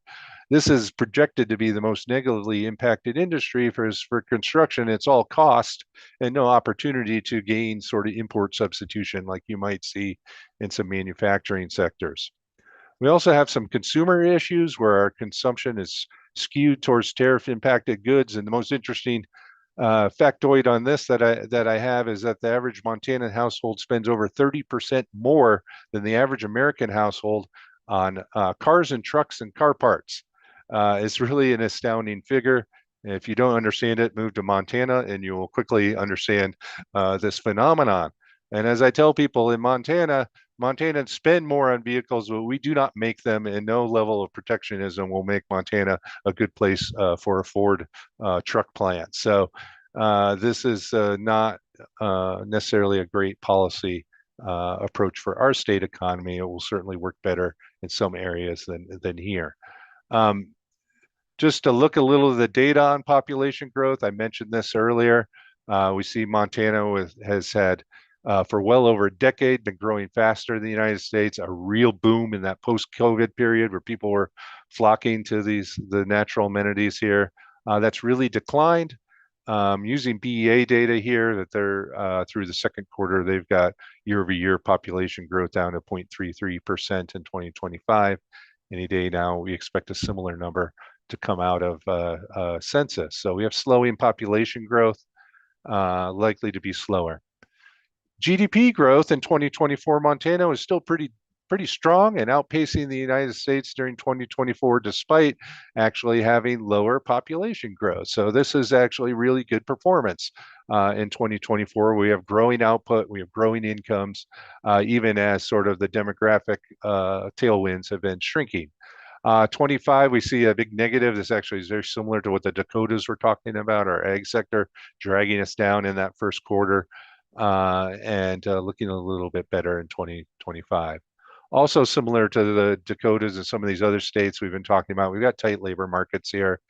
Unemployment rate has sort of ticked up to 3.3% after being 3% or lower for about a year. But like some of these neighboring states in the regions, we've got tight labor markets, and it's showing up in a number of ways in the other economic data. If we look at job growth, this may not be the best way to map that, but I'm looking at year-over-year changes in payroll jobs in Montana. If I were just graphing the level, this would be a line that looks pretty flat for the past 12 to 18 months. But the year-over-year change has been declining, and actually in June, I'm using QCW data here. It lags a bit, but it's a lot more reliable in our state. And we see that dipping into negative territory in June. But at the same time that this job growth has sort of flattened out and actually tipped a little bit negative, and you can see that compared to the US for June year-over-year job growth, negative in Montana, a little positive in the US. Montana led the nation in average wage growth, 5.4% over the same period. And this is something that's been consistent in the entire post-COVID period, is that Montana has been wages, which was a very low wage state historically. We're still below the US average, but we are really gaining ground in terms of average wages in the state. Now, some of it is a result of changing composition in the economy. Some of it is a result, though, of just these labor shortages and productivity. We're seeing wage increases, in every sector from technology to hospitality. They're all increasing wages. But the shift in the economy, particularly this movement towards more professional jobs, more technological jobs, is raising wages in the state. So if we look across major industries in the past year in Montana, like the US as a whole, healthcare is driving employment growth. There's nothing that's really different there. One thing is different is the professional business services and a lot of tech-related jobs embedded in there have been growing in Montana and have been growing in percentage terms, one of the fastest growing states in the nation. This is a sector that's really been lagging nationally. It continues to be driving pretty solid growth in Montana, particularly in a couple of our urban centers, especially in the Bozeman area. Growth in information as well. But you'll actually see the majority of sectors are showing some negatives. Some of them are areas that just expanded quickly during the pandemic. I think you see some of that in leisure hospitality. You've seen that in manufacturing. You see some brewery closures. Some of these optimistic growth areas, I think, overexpanded and are just sort of stabilizing, still much higher than they were 5 years ago. And then we see the resource sectors have seen job losses in mining, some high-paying jobs there, as well as the federal government. Reductions are starting to be seen. This is just June data, so that's going to get bigger going forward. We look at income growth, our fast-growing sectors, double-digit personal income growth in professional, scientific, and tech services, more management, more in the arts. In terms of dollar value, over $440 million in personal income growth in the professional, scientific, and tech services area. Healthcare construction's been really high. It's decreased a little bit. And I won't show as much about the negative numbers, but we've seen earnings decline in the forest product sector. We've seen earnings decline in mining and also in agriculture during this period. So those traditional resource industries are sort of struggling, and these more service-oriented tech sectors have been growing. You can see that a little bit if we break it down by county. All areas of Montana have seen their job growth rates sort of decrease relative to where they were a year or two ago. Our national park counties, Bozeman, Kalispell, Flathead, Gallatin, continue to lead growth. Those have been are down about half from where they used to be. We're seeing some negatives in other parts of the state. And when you look at the larger counties, those are the ones that have the highest sort of federal government concentrations. That's one thing that they've got in common here in Missoula and Helena and Great Falls. Rest of the state, a lot of that's driven by those resource sectors that have been challenged. Tourism's another thing that is increasing importance to Montana. Like everywhere, we've seen the Canadian border crossings decline, and we've seen a decrease in Canadian visitors. That's impacted some areas and some businesses that are sort of really focused on that market. But overall, visitation actually was really strong this year in Montana. The national parks and big attractions saw visitation up. We saw an increase in domestic visitors. Other indicators like airport traffic's up 6%. So this is something you've seen national headlines of airlines sort of business being down 1 to 2% declines nationally. We're up 6% in Montana in 2025, coming off of a 10% increase in 2024. So that's a tourism indicator. It also, I think, reflects some of the rising incomes that we're seeing from Montanans themselves. Last topic I'll talk a little bit about is this unaffordable, challenging housing market.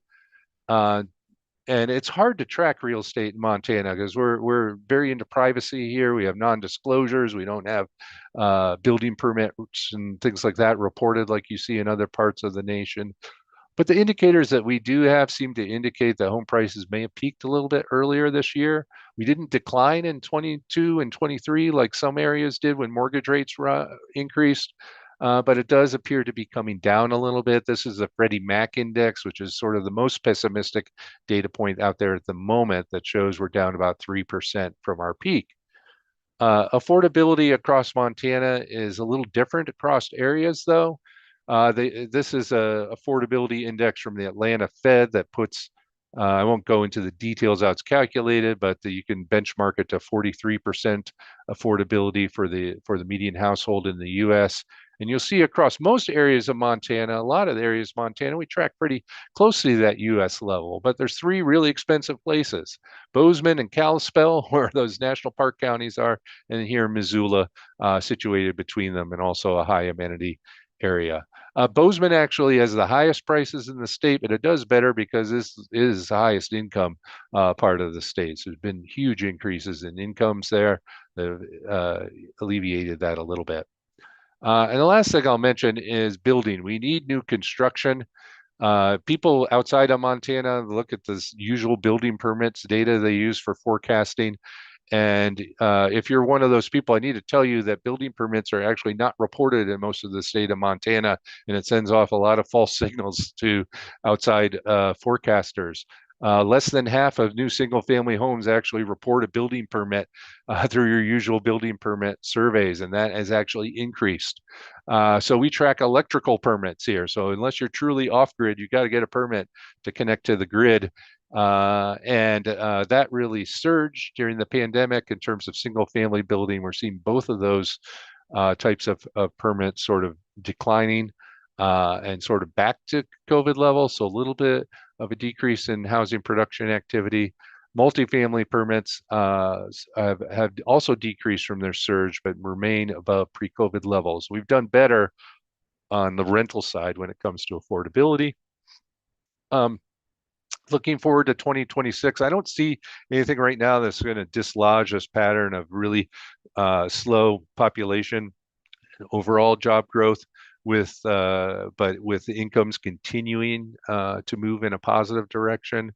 We're watching the real estate market. There's some signs of weakness there.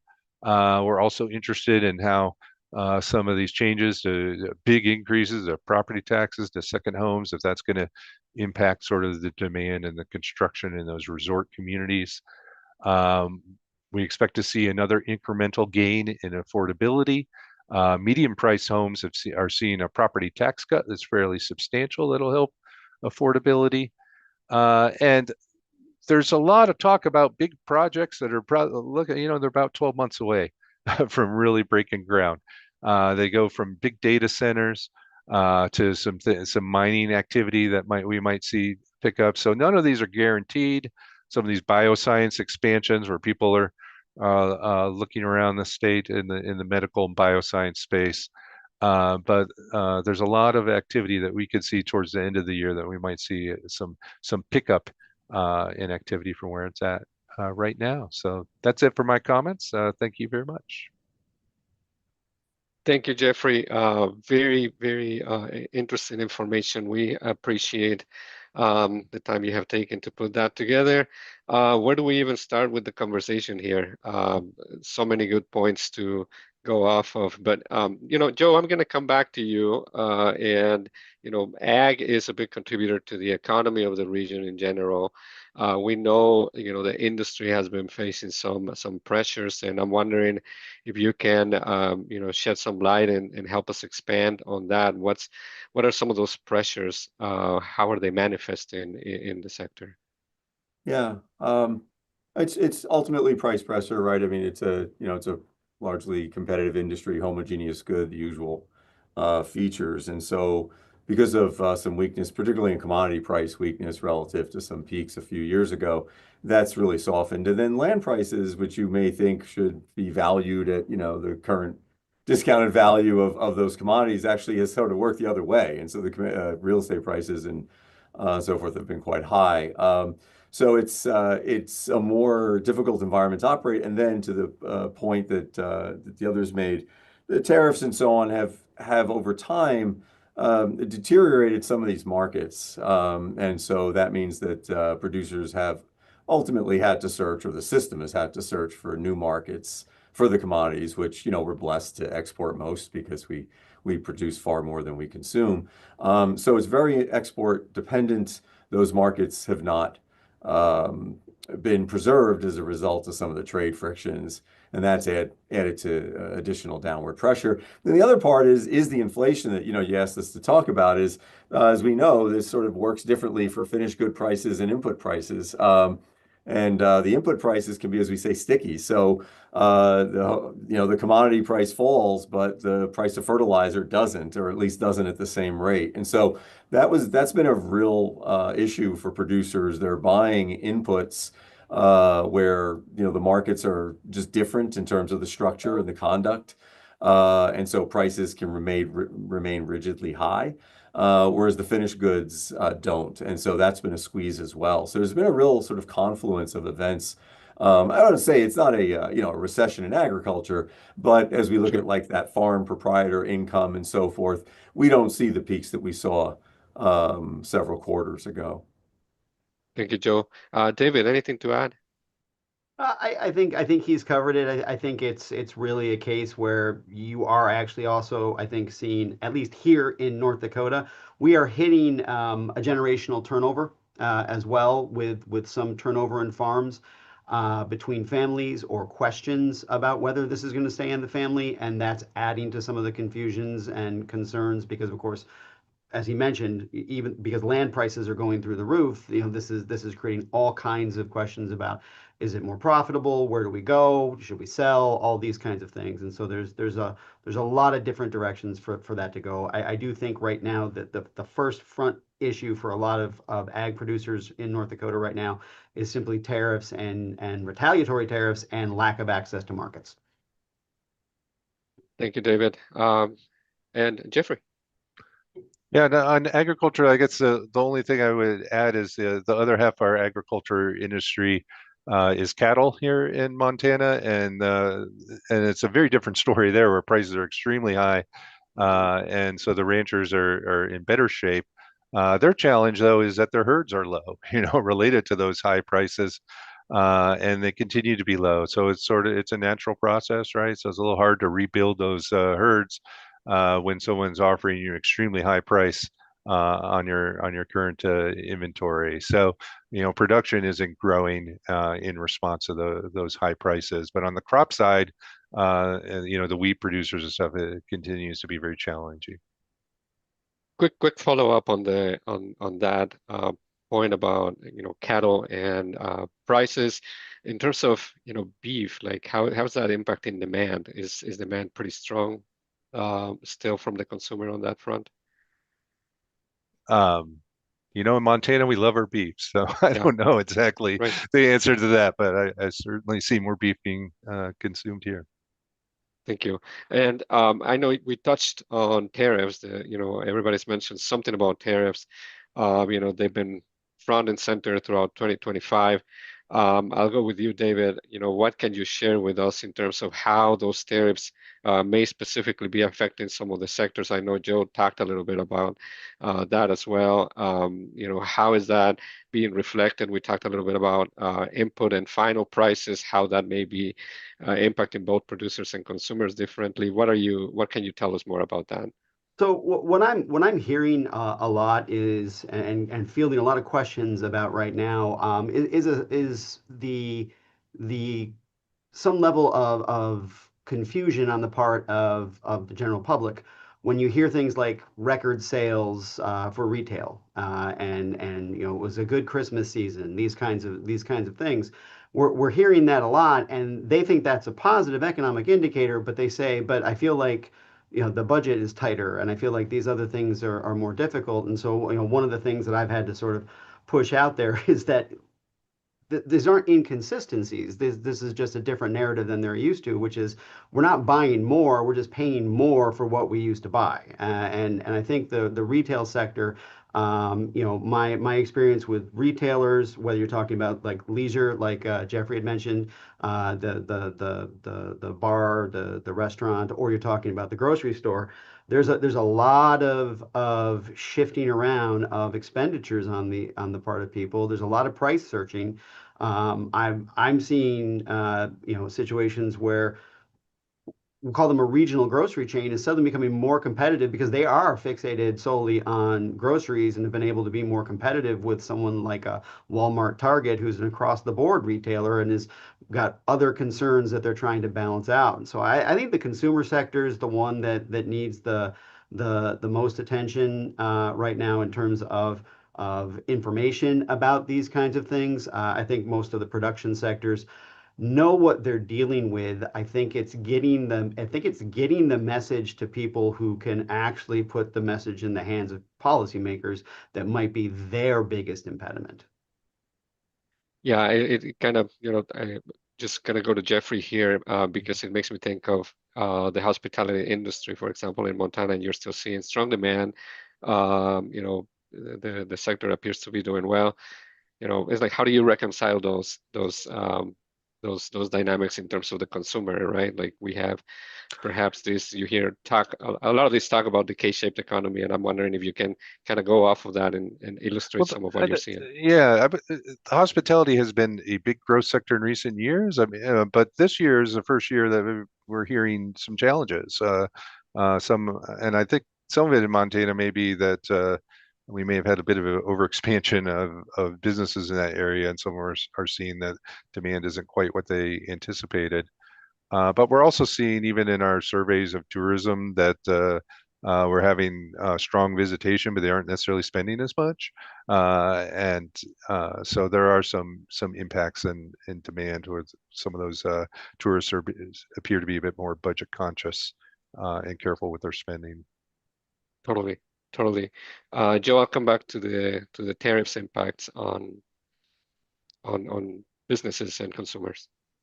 Yeah, anecdotally, it's interesting, and I think Jeffrey said something similar that, anecdotally, if you talk to individuals, it comes up. It comes up in, again, what they're buying, what their supply chain, and how its prices are being passed along. But it is very anecdotal. I mean, we all know that there's a kind of a missing price pressure, nationally in the economy. If you want to look for it's everywhere, but in the data, as the joke goes, right? So that's, I would say, how I characterize it. Again, on the agricultural production side, it's the deterioration of markets and retaliation and so on. It's a more specific, policy-oriented concern. But in the street, as it were, when you talk to individuals, and producers, small business owners, and so on, it definitely is coming up in terms of their input costs. There's no question. Folks are referring to disruptions, having to find other suppliers, or simply having to bear the cost of inputs and so on. But again, as we all know, it doesn't seem to be in the data quite the way we might expect. Right. Well, thank you. We have time for one more question, and I want to close with, is thinking about how when we did our work throughout 2025, I think the top word that we kept here in being used by contacts was uncertainty in order to describe the economy. So with that, I'm wondering, what do you see in store for 2026? And we're not even going to think about 12 months, but the first 6 months of 2026. What does that look like in, let's say, in Montana to begin with? Yeah, Jeffrey. I think a lot of the trends we expect to continue in terms of uncertainty. Some areas worth watching, I think, are the real estate markets as we sort of move into the spring season and activity picks up traditionally here. Are we going to see that same kind of pickup that we've seen in the past? That's certainly one area that's very important to us. Thank you for that. Joe?